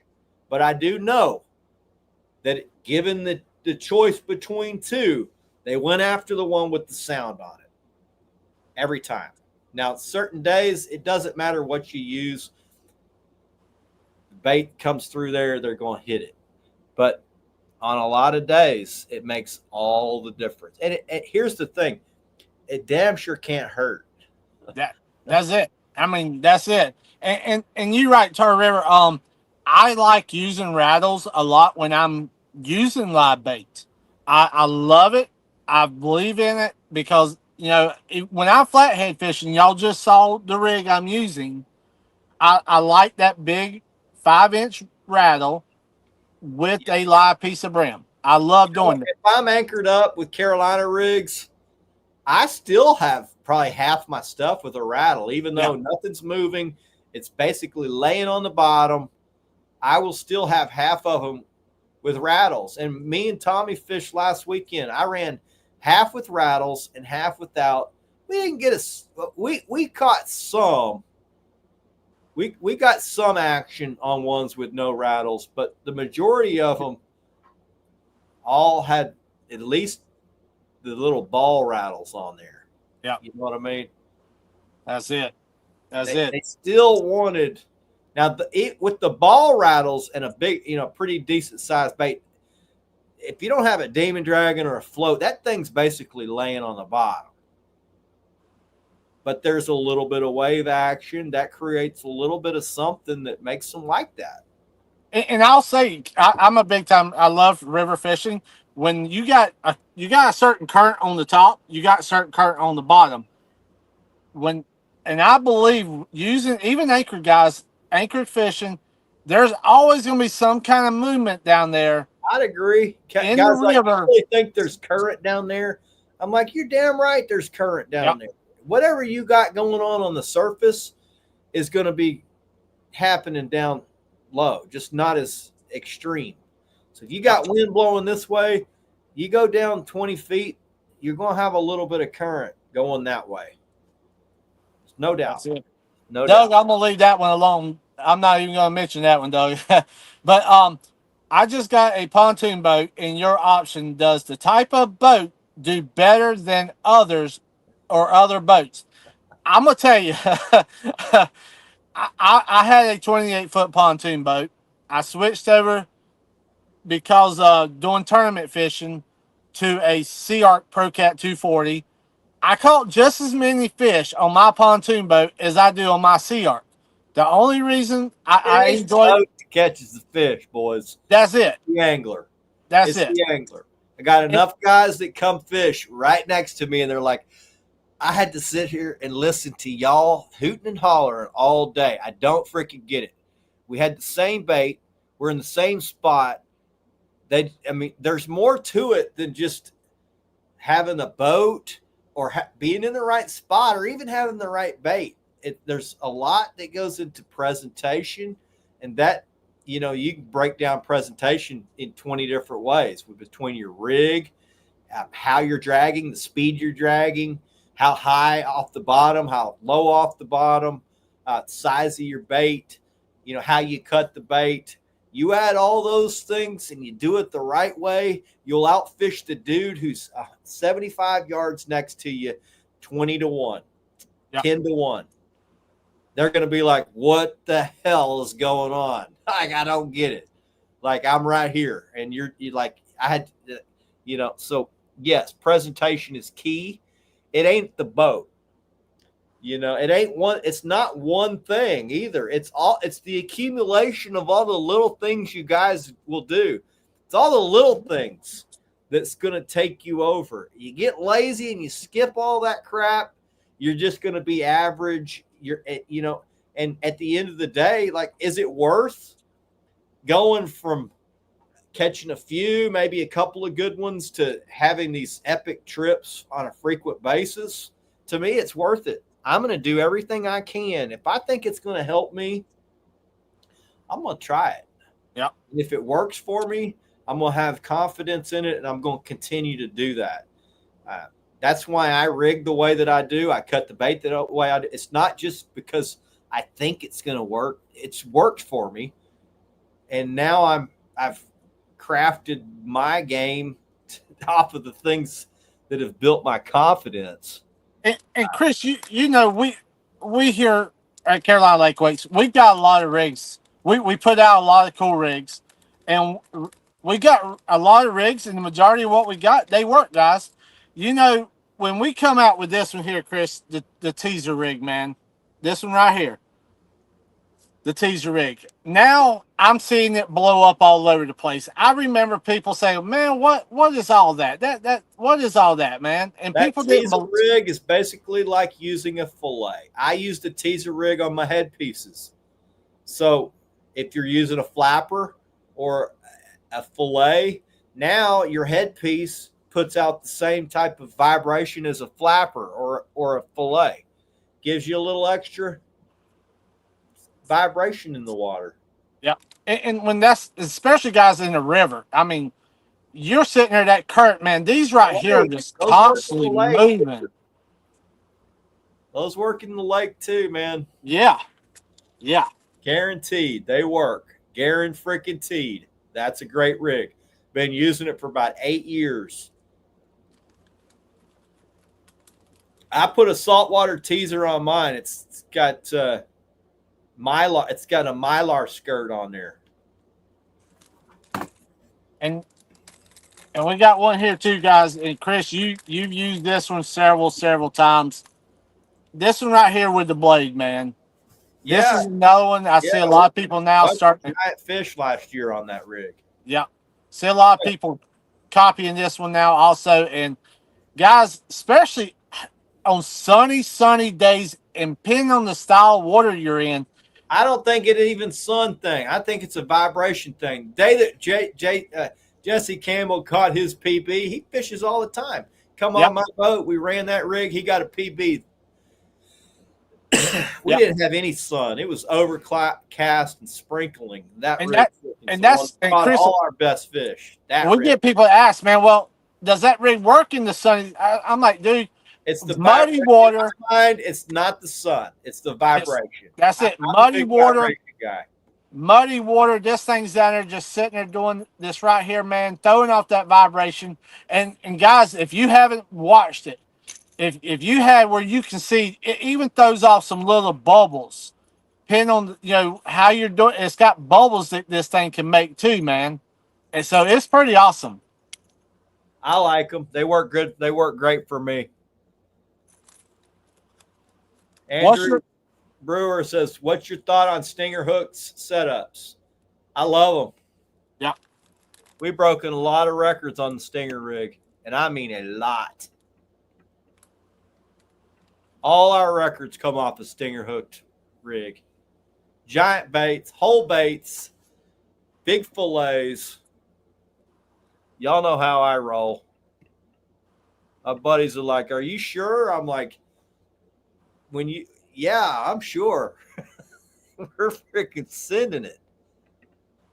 Brad was asking, how often do y'all bank fish? Brad, I used to bank fish all the time, man. When I was younger, I don't bank fish, but we got a lot of people that does bank fish, man, and that rigs their stuff almost identical to what we're using in a boat. So you can take the same rigs that we're using on the bank with the drifting, Yeah. with the drifting weights and do just as good. Here's what you guys for bank guys. If you're fishing a river, you got current. It's going to work for you. If you're in a lake, you've got wave action. It's the same thing as waves.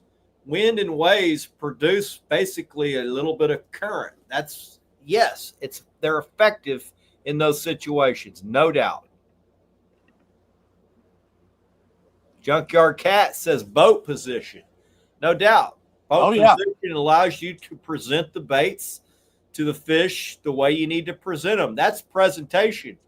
Boat position is one of the keys to success. It doesn't matter if you're dragging, anchoring, drifting, boat position, boat control.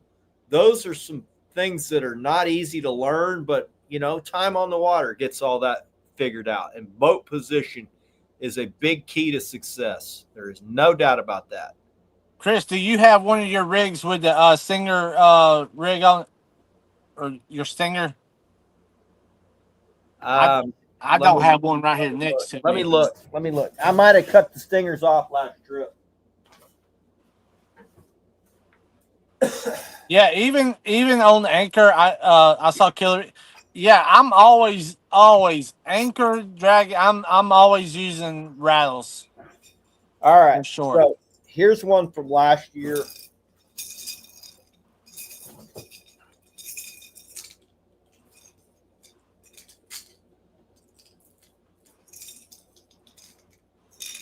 And I haven't shown this rig because it might make people mad.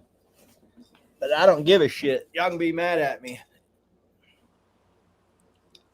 I use a Demon Dragon Brute for my big baits. This is for my 10-inch baits. This is going to be a whole fish, tail chopped off, big-ass bait. About a 2-pound bait. Demon Dragon Brute.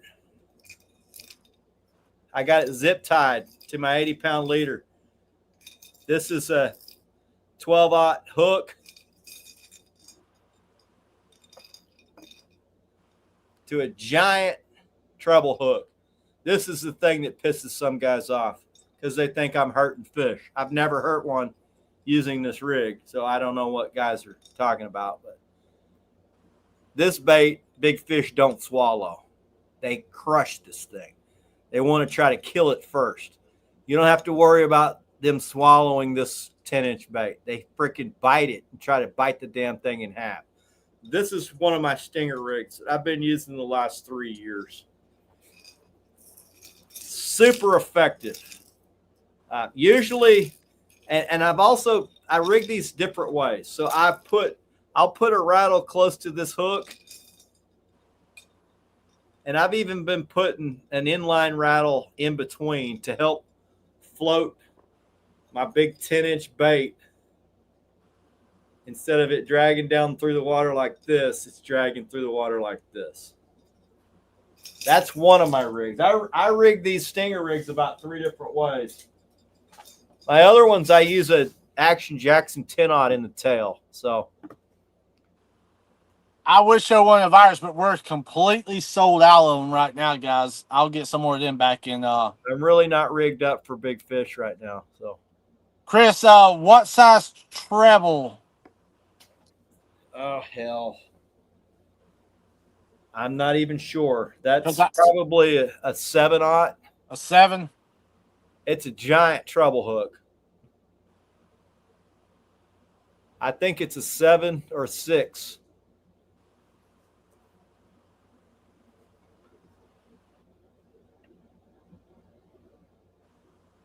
Let me get caught back up. I don't know what I did.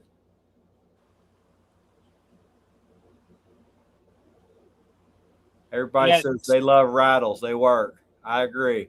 Yeah.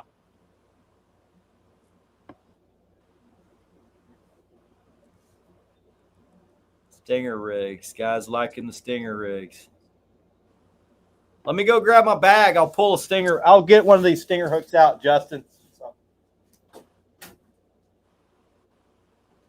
Yeah, a lot of people's been doing real well on them on the James River, anchored up, using the stingers.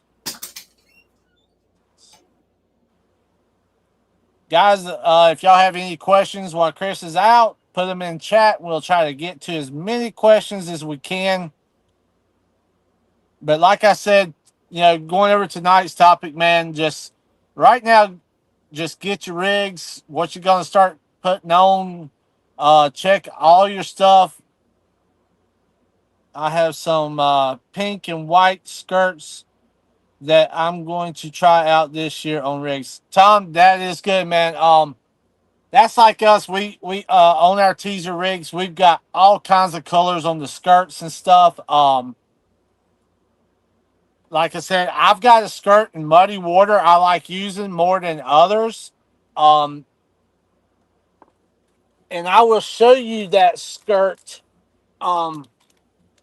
right here. But I've caught fish off all the color skirts. This is a color skirt right here I love in muddy water. Is that yellow and blue? But like I said, I've got all kinds of colors on the boat. Some days they like this one better. Some days they like the darker blue with the pink on it. What's your options on green LED lights on the outside of the boat for nighttime catfishing? Man, I've got mine where they can change colors. I'm not gonna lie to you. I used to believe a lot because of drawing the bait to the boat with the green lights. I myself, I like running the this color light right here at night. I love that because I can see my line good, I can see my poles good, and I do just as good, man. To me, it doesn't really matter as much. So I know some people swear by the green ones, but I love running that color, the purple UV at night myself. And I do just as good as if I was running the green lights. But Jamie, I love your weights. I still run my homemade ones on my log tom, but yours are out of the. Appreciate you, brother. Appreciate that. widen my screen. Only Chris can do that. I can't do it on my side. But if you want to see something up close, let me know, and I can have Chris put that on a wider screen so you can see it. And like right here, I have this with a zip tie. That way you can move it up and down on your leader at different depths. These are 6/0 and 7/0, Justin.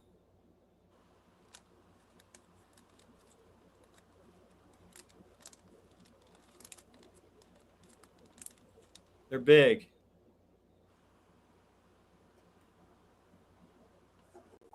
These are for most of the fish we catch are between 20 and 80. So these are really good for 20 to 80 pound class fish.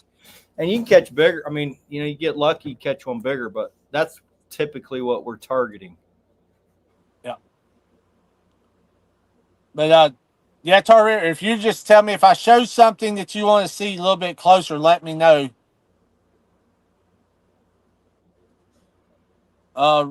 Levi got his rigs today and loved all of them. The big kitty teaser rig he got real excited about. Yeah, that's been a really big seller for us, the big kitty teaser rig for sure. That's got the skirt. The skirt, yep. Yep. That's the one that I was just showing everybody. I put those on my headpieces.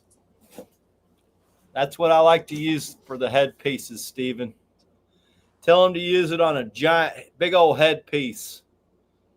It'll turn that headpiece and it'll give it some action like it's a flapper bait or like a fillet, gives it a little extra flutter.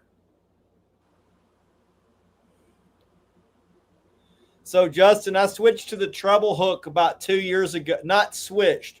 I started playing with the treble hook about 2 years ago. Because on certain days when you get that injury bite, and we get a bunch of days like that where they just come up, they're really big fish. When you got a whole bait, they don't want to eat the whole thing. They want to come up and try to kill that thing first. And they'll just bite the crap out of the back half of the bait. And they'll just clamp down on it, hold on to it. And your rod will load up. And when you crank, you got to crank down on them to catch them. And a lot of the times when they're biting like that, if you're using just a regular hook, your hook point, if the leader between your hook and that back stinger is not just right, and the bait, that back hook spins around into your bait, you miss that fish. It's got to be fully exposed. So, like, here's your bait. You got to have that. If it's just a single hook, it's got to be sticking out the back of that bait to be effective. If it's up in here and it spins around, you lose the fish. So that what the treble hook does is allows me to, I got my whole bait, right? Here's my bait. Here's my bait. I put this treble, where'd my treble hooks go?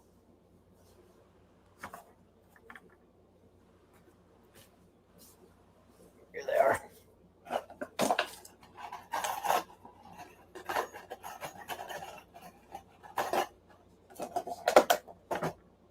So you got your bait like this, and here's the tail piece. Okay, I take those two hooks, and I hook that into the bait like that. So that there's one hook fully exposed like that out the back. And instead of losing those 20% of those big fish that are coming up and that thing's turning into the bait, you'll catch another 20% of those bites on that day.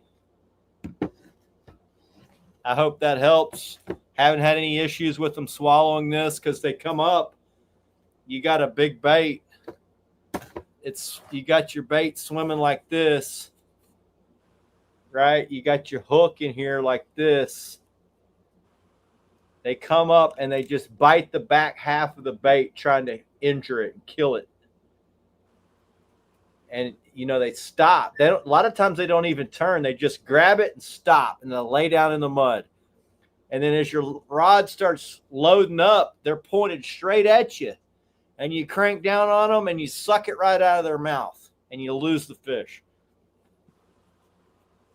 That stinger right there will catch those fish that you're losing on that kind of day. And we have a lot of those days that they bite like that.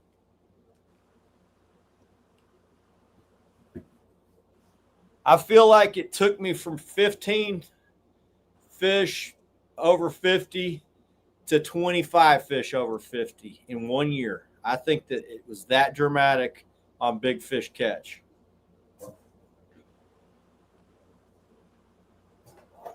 Try it out. See if it works for you, man. All you can do is try it. If it's successful for you, you'll build confidence and you'll use it. If it doesn't work for you, move on to the next thing. That's it. Guys, appreciate all the questions, man. It looks like we're pretty well caught up on them. Guys, if you do have any last questions, feel free to go ahead and get them up while we're looking through. Yeah, the majority of the time, the color, they're going to bite them. I can tell you. The color, sometimes I have 4 or 5 on my rods of different colors. Some colors on a certain day, on a cloudy day, they might like one color better than the others. So, but I have them all. I have from pink, I have pink, white, pink, blue. Color I have rabbits? the skirts on the skirts. I don't know what works better. I think they're attracted to the vibration. Yep.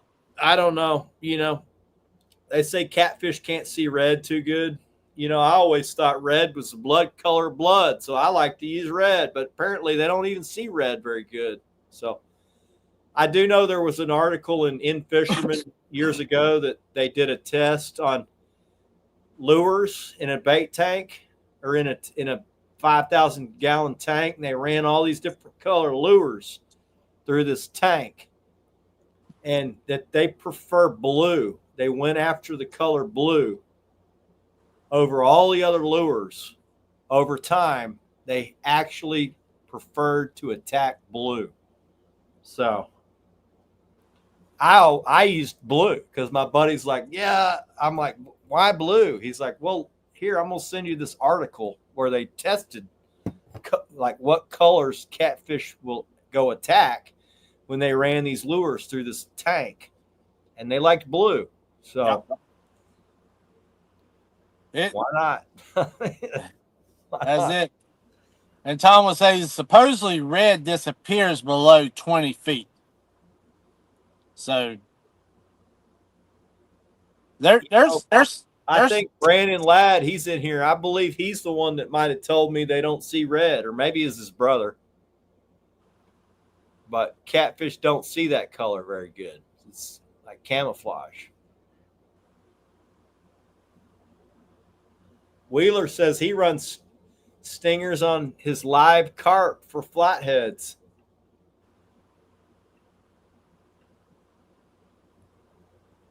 Well, Chris, let me ask you this. Short leaders to long leaders. Are you running rattles on your short leaders and long leaders? Yeah. Short leaders when I'm fishing shallow, putting them in the mud. Short leaders when there's high barometric pressure. Other than that, I don't really use short leaders. I use those for certain scenarios. Yeah. I got a pretty standard size leader most of the time. It's about 30 inches. That's it.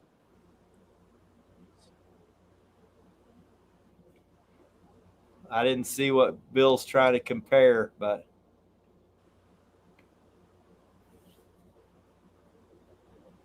Bill, I've always used my own rigs too, but when I partnered up with Jamie, we started talking about our secrets, and he didn't want to give up some of his secrets, and I told him I was like, who gives a crap? I'll give up some of mine. I mean, what does it even really matter? I mean, so we've started just putting them out there, and other guys are using them. They're liking them. So, and I'm gonna tell you, Bill, you can test them all you want. I can tell you, I've done tested them. Been doing this shit my whole life. So Chris, he was asking too, what leader should he try off his kayak? Which one would you suggest for him? You know, as guys always said, this is the best leader, and that's the best leader. I've used about 20 different kinds of leaders. I really can't even tell the difference between any of them. I use 80 pound. I don't see any difference. I did strength tests on all the major brands. I did a strength test video on them. They all broke exactly the same. There is no difference. I didn't see any difference in a leader. I mean, you would see the difference in their break strength was negligible. It was very, very close on all of them. There is one brand that's super popular. I won't throw them under the bus, but they broke less. They were one of those that says they have the same break strength with a smaller diameter leader. That's not true. They have a lower break strength with a smaller diameter leader. There's something to that diameter that gives you the strength, and it also helps you with abrasion. You know, I tested them because I thought I'd like to use what I consider the best. Whatever I think is going to work best for me, that's what I like to use. So I tested them, and I really didn't see much of a difference. I saw one leader line that all these guys swear by that broke way, considerable amount less than all the run of the mill stuff and some of the higher end stuff. I tested it. I can tell you, out of all the stuff that I use, leader line is not. I don't see there's not a great difference in leader, other than there's one brand that a lot of guys use that broke way less. Killer Bee, majority of ours are going to be the same length, about the 30, somewhere up in there. I like 30. Yeah.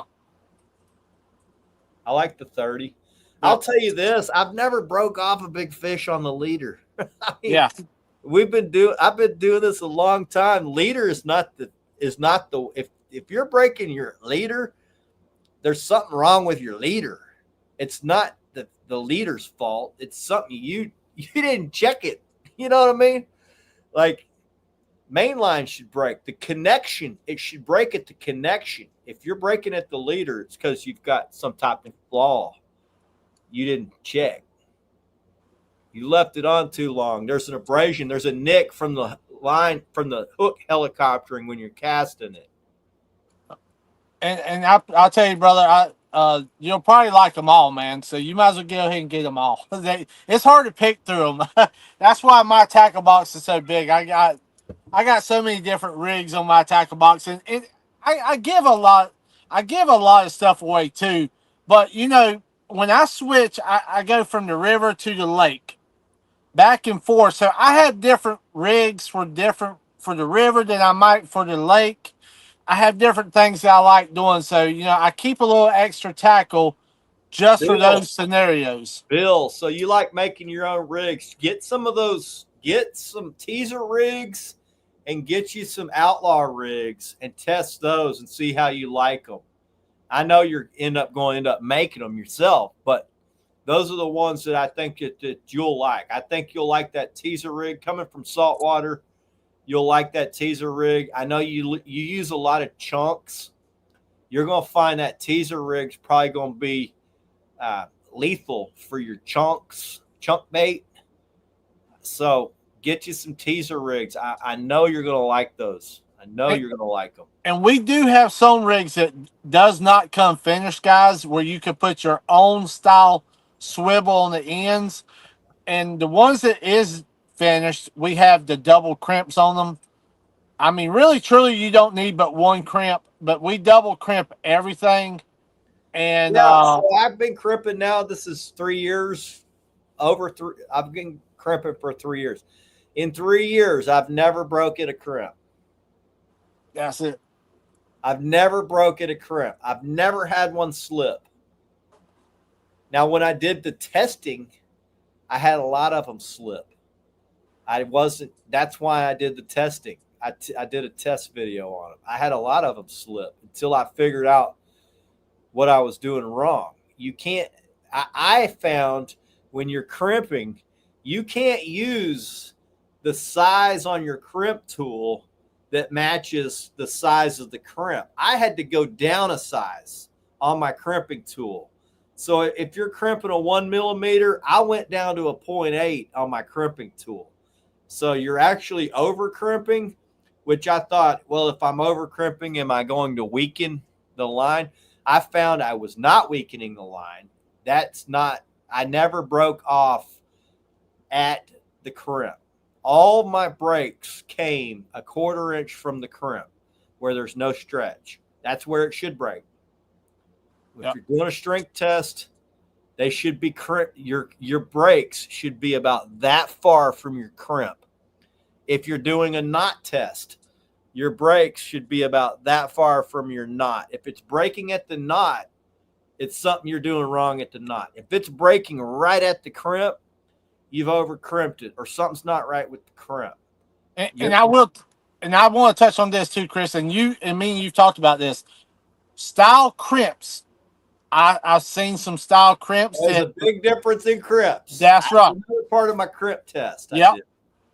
I didn't test all of them, so I can't say the ones I used were the best. But out of all the ones I used, and I tried about 10 different crimps, high C's were dramatically not just better, but the break was almost identical every single time on high C's. And all the other ones I tested, the breaks were all over the freaking place. I could not get my stuff to break at the same break every time. My high C's, it was within 5 pounds every time on my break.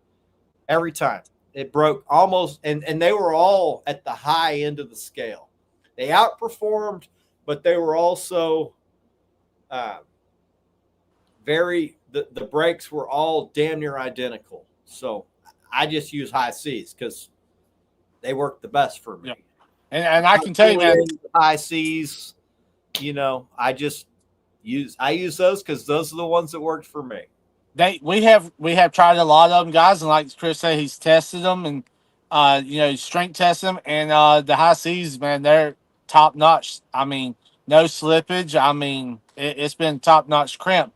Now, Ray, I've also seen the crimping on the circle hook, the way that you feed it through the eye, you loop it back around, feed it back through the eye, and then crimp it. And it's just like having a snelled hook.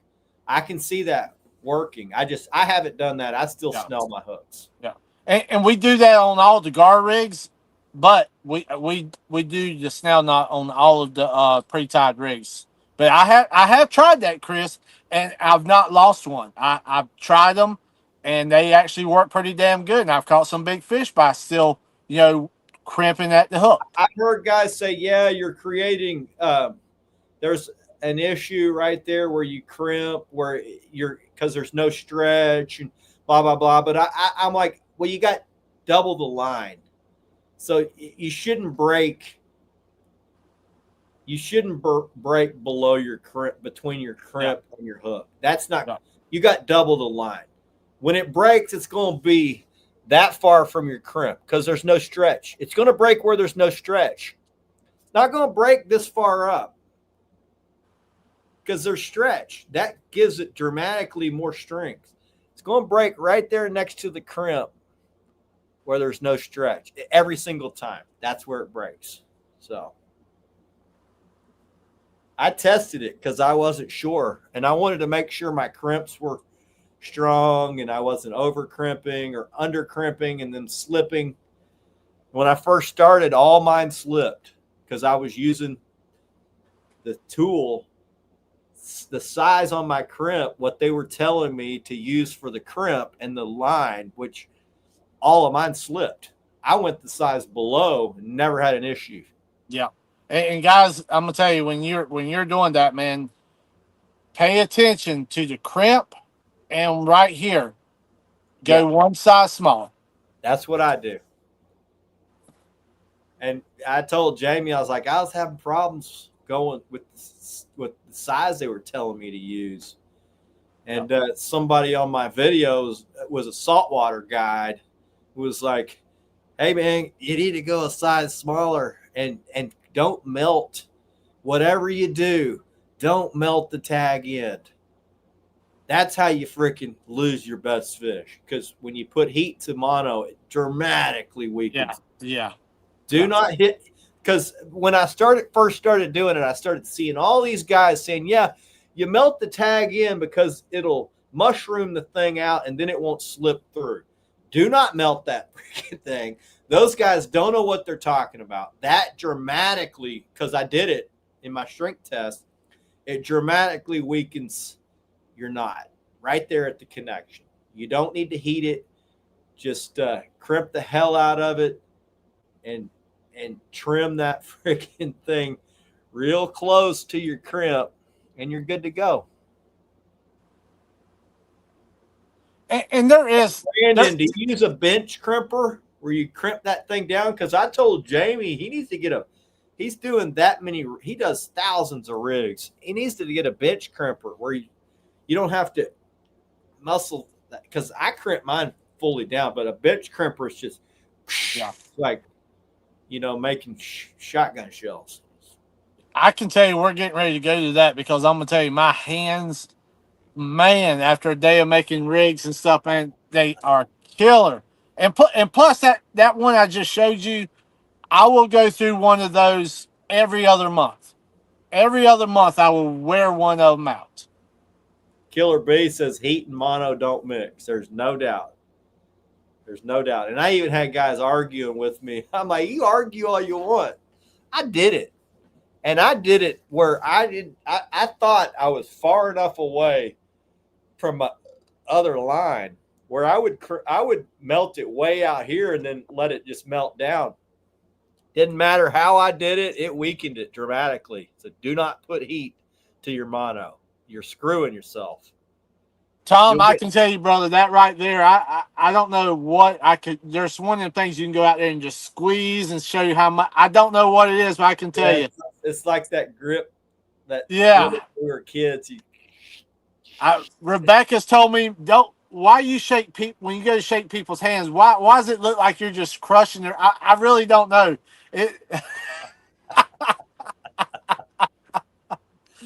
Oh man! When I shake an old guy's hand, he's like, yeah.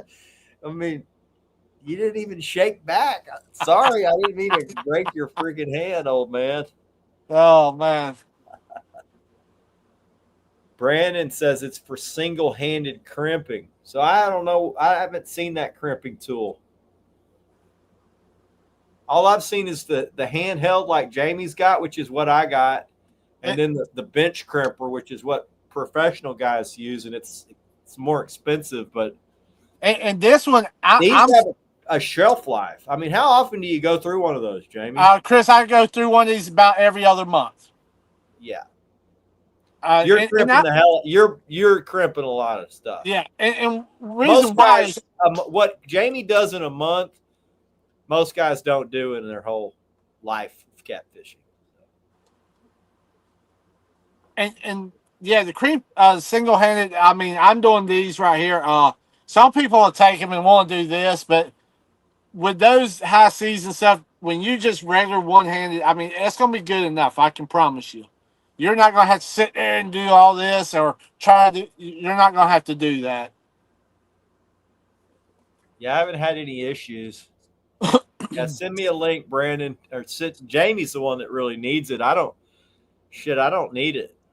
The handheld one I got works just fine. It's the $30 crimping tool. I mean, some of these crimping tools are outrageously priced. Matter of fact, I priced a bench one the other day, and I think we're looking around $300 to $400 for the one I was looking at. Yeah, but you shouldn't have to buy another one after that. So, that's it. And you're done. You got you go on instead of really. Because a handheld one, you got to crank on that son of a gun. You do. Like I said, every one I'm doing, with it's the single hand I'm doing with that one hand, and like I said, they've been working pretty good, but I do have to get one of those. See here if I've missed anything. I'm not seeing any more. Dan says, I safety wire hundreds of bolts almost every day at work, and I know exactly what you're talking about with your hands killing you, Jamie. Yeah.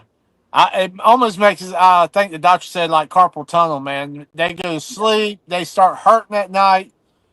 So lots of ibuprofen. I got to remember. Corey says, I got to remember not to shake Jamie's hand next time I see him. Oh man. Oh, man.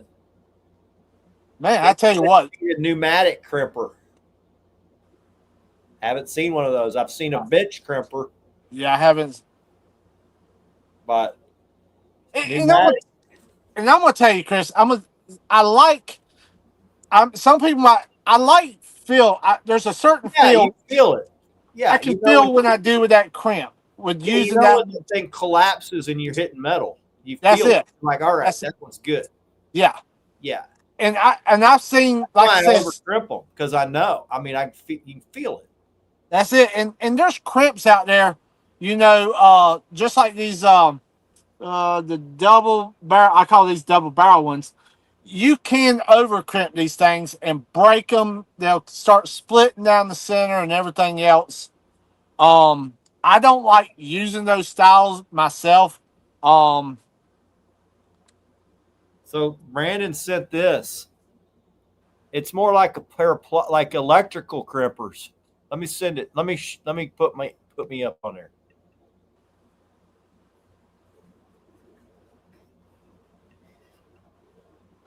It's more like an electrical crimper. Yeah. Yeah. Chris, send that to me. I'll take a look at those.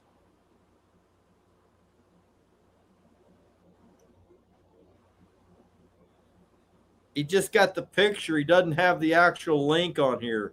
Okay. All right. I'll look. Send the whole link to Jamie. I'm thinking you need a bench crimper, Jamie, for for the amount of crimping you do. Now let me ask you that one that you just showed. That I saw some. That's not a wire crimp style or a stripper, is it? No, it's just a crimping tool. Okay. Okay. I just want to make. It looks like an electrical. Okay. It's what it looks like to me. I mean, we have electrical crimpers at the office. All right. This one looks maybe a little wider, a little beefier than an electrical crimper. Well, it's more like a pair of pliers. Definitely send that to me if you would, and I'll definitely look them up, guys, for sure. Thank you so much for that too. Appreciate y'all guys.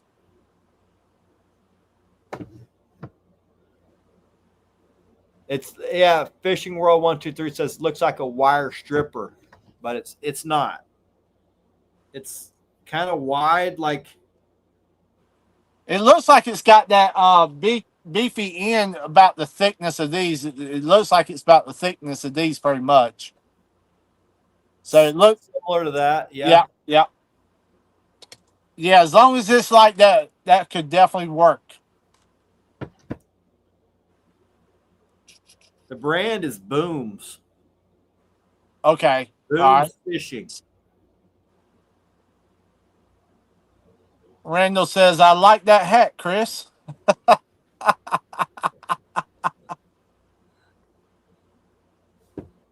Yep, I'm ready to put it to use. I tell you what, I'm seeing those hats everywhere now, guys. Appreciate y'all. Definitely representing the Slime Show. Well, anything else y'all want to talk about before we go in? Fall pattern, anything like that? Or we can probably need to do a whole show on the fall pattern. We have an early fall pattern and a later fall pattern. So I will probably be hitting Santee a lot more starting next month, guys. Me and Santee Cooper got some unfinished business. So I know there's a lot of the tournaments kicking up down there starting next month. We won't be fishing as much tournaments this year. I am backing off from fishing as much far as tournament wise and start fun fishing a lot more. The Y'all tournament need to stuff for come to me, Texas, man. that's it, brother. That's Come it. Cause on. me and Mama's been talking about it, man. We definitely got to get down there for sure. But I've enjoyed a lot of the tournament fishing, but I'm going to allow myself maybe one or two a month, and that's it for us tournaments. All right. Well, Yeah. y'all are good at them. Y'all tend to do well, but I get it. I get it. I prefer to not at the hook, but I also prefer the crimp at the top. I agree. That's how I roll. Brandon Ladd says it's about flathead fall. That's it, man. That's it. Maybe we can get Brandon on here again when he starts rolling hard. Heck yeah, that'd be fun. And guys, we appreciate all the questions, man. Y'all been awesome. Are the tournaments just frustrating? I can tell you, I will say certain tournaments are very frustrating when it seems like you plan everything out. Some things just don't go to what you the way you plan it, especially 2 day tournaments. I've seen the first day suck, the second day do real well, completely throw everything out from day one and change it all up for day two. So yeah, some of them can be very frustrating. But what I found, as much tournaments as I was fishing, I was actually losing focus of how much fun fishing can be, far as having the fun and always taking it serious. So I'm getting to a point to where I rather enjoy the fishing a lot more than what I was. So It's nice to be able to go where you want. that's it. That's it. And Guys are like, why do you travel fish so much? I was like, because I like to go where I want. yeah, I want to go where I want to fish. My buddy's like, yeah, we went to I had to go to the Mississippi River Monsters and come back. I come, I get on Facebook to see what you did. I drove all over the country, got my ass kicked, and you stayed here, did just crushed them. I'm like, I like to have fun and make memories. I got all that tournament crap out when I was in my 30s. Uh, I keep saying, "Oh, maybe I'll." Guys are like, "Are you going to get back into it?" I'm like, doesn't really. I'm not really. It doesn't really draw me like it used to. I don't. and don't get me wrong, man. There's a lot of people that enjoys the bustle and the hustle and all that of the tournaments and stuff. But I've just got myself to where I want to pull back to maybe two tournaments a month or maybe no tournaments and just start fun fishing a lot more. Yeah, I think when I learned a lot from them when I was doing them when I was younger. Uh, I just I don't feel the need to compete Yeah. anymore. I just like to have fun. I like to catch large numbers of big fish. I don't really want to try to get some of the slots. I just like to catch really big ones. Uh, I don't like pre fishing. I just like to roll out there and try to figure it out that day. There's something that's unique to that for me. Um, Putting all that other stuff into it takes a lot of the fun out of it uh, for me. And the other part is there's a lot of negative crap that comes along with it. So That's it. And I especially can if you tell got you, a kid. and I tell you, there is a lot of tournaments out there, guys. As a matter of fact, we've started putting on some local tournaments here, local one a month. That I enjoy a lot because it's friendly. We have a lot of get together, talking, sometimes eat. Uh, a lot more with the smaller ones than I did fishing the big 2-day tournaments and stuff. It's a lot more fun local than what it was doing the big ones. I mean, it really is. Yeah. I've seen tournaments, man, where people are fighting, they are arguing, and I just didn't want to be a part of it. And that's why we've done a lot of backing away from a lot of those tournaments and stuff. It just got where it wasn't fun. I think a lot of guys, when they're younger, they get into it because they want to measure themselves. And then a lot of guys think that just the best anglers are the tournament guys. I mean, that's laughable as well. I've got a ton of guide buddies that no longer tournament fish. They did 20 years ago. They can go in and do compete with anyone.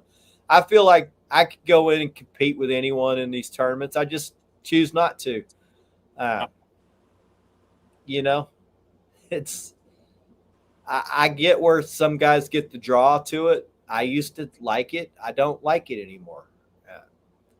I like the way that I'm doing it, and I'm satisfied with how I like to do how I'm doing things. Really, what we're trying to do is go out and break records. As many of them as we can get on every lake we can get them. There's something to me about trying to catch the biggest fish in that lake. I just like doing that. Me and my son have been trying to do that the last 3 or 4 years. We're having fun doing that, doing our own thing, going our own way. And we're just going to keep doing that because it's fun. That's the way we like to do it.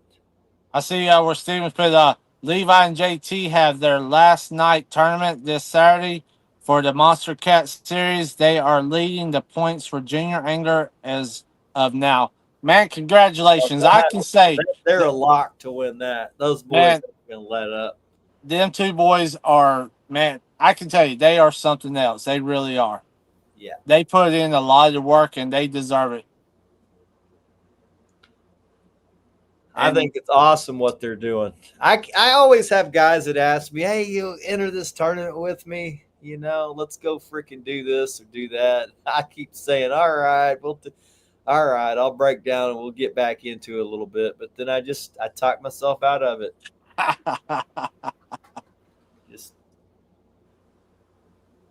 We just like doing what we do.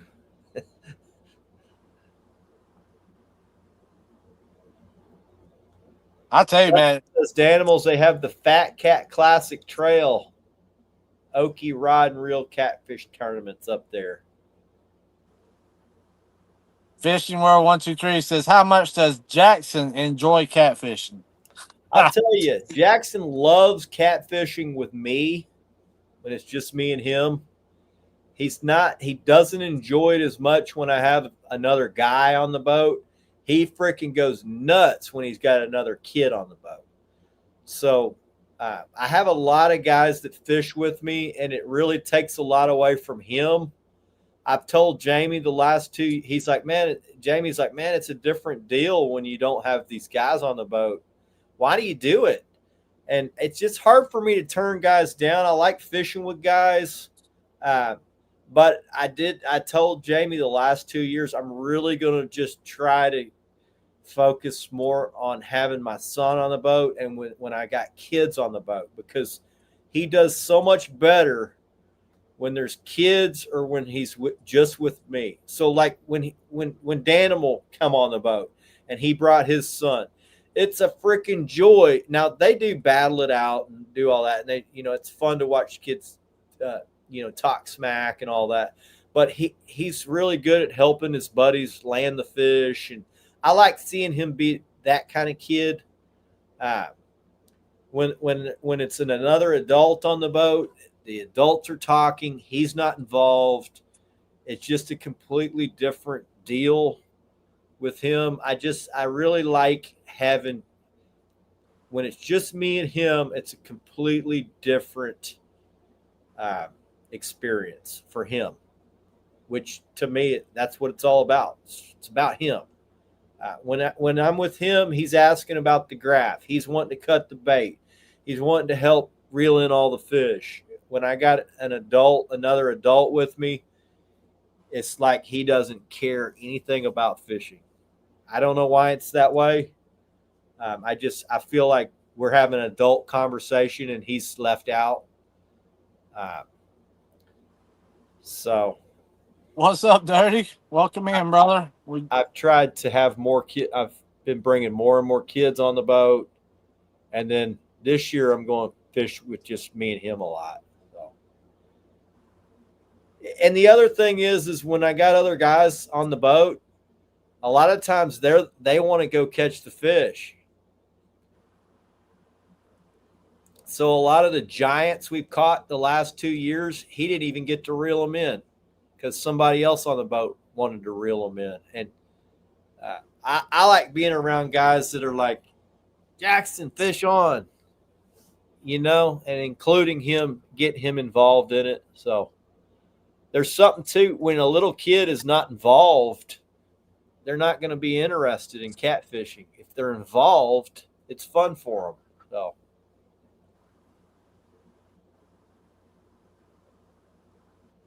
Only child, that kind of stuff happens. The only child is younger. Yeah, I'd agree. He does really well when there's other kids on the boat because he gets to play, and then he also gets to help and mentor the other kid on how to reel them in. And I like seeing the two like having two kids on the boat, and they're all, hey, it's.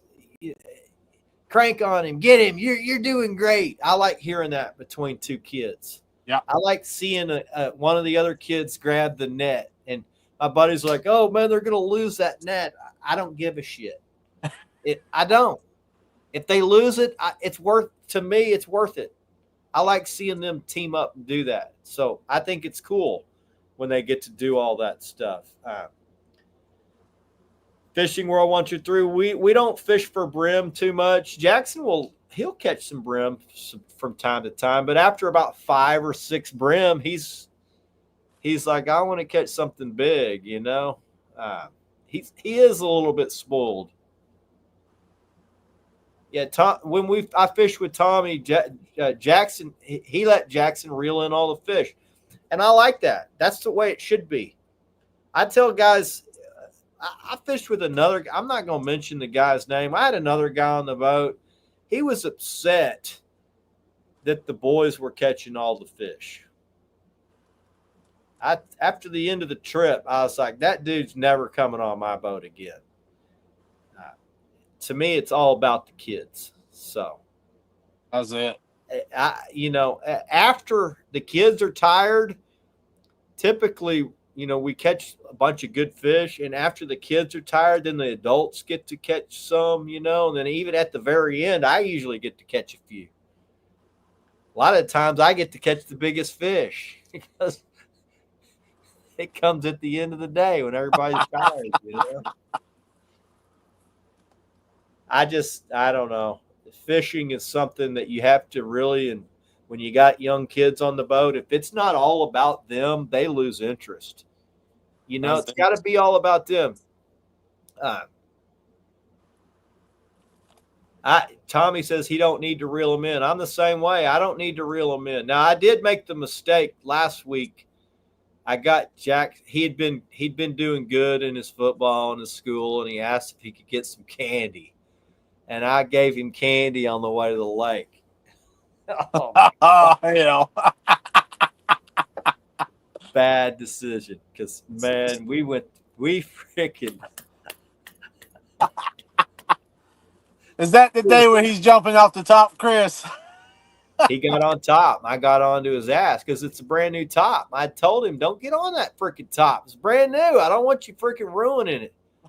I don't want you ruining the damn thing, And he's really good unless you give him, like, sugar, He's got that ADHD, boy. Shit. I'm going to wring his neck. Oh, man. I tell you what, man. It's been a good show. This has been a good show, guys. And I tell you, I appreciate all the questions, everything that y'all guys ask. We love the questions and really appreciate y'all. I mean, I can't believe Chris is almost 2 hours and 45 minutes, man. And these guys rock, man. No, Dan, y'all fished. Whose boat did y'all fish on in 22? Tommy's. I think y'all fished on a different Tommy, not Tommy Anderson. Tommy Lowell, another one of my fishing buddies. Dan came and fished a kids tournament, and I put him on one of my buddies' boats. All right, guys. Well, appreciate everybody coming in. Still got Corey Whaley up for winning the number 13. Look at there, boy. We even done some more giveaways. Gave away a knife. You gave away a rod. Man. We got some guys coming up. I got to get some people scheduled for the show. We got Zane Stith coming on next week talking flatheads. He's on the Mad Cats Paid to Fish team. He's been lighting up the flatheads. So should be an interesting show. A lot of guys are interested in flatheads. Y'all want to learn how to catch some giant flatheads in a small river. Zane's going to freaking lay it down for us next week. So y'all make sure y'all tune in. Jamie, you got anything you want to promote before we roll? Man, just want to say, guys, appreciate y'all guys. Appreciate everything that y'all do for us here on the Slime Show and at Carolina Lake Weights. Like I said, go check out the new rig, guys, that we just dropped, and see y'all next Wednesday night. Tight lines. God bless. Azul out. Later, y'all.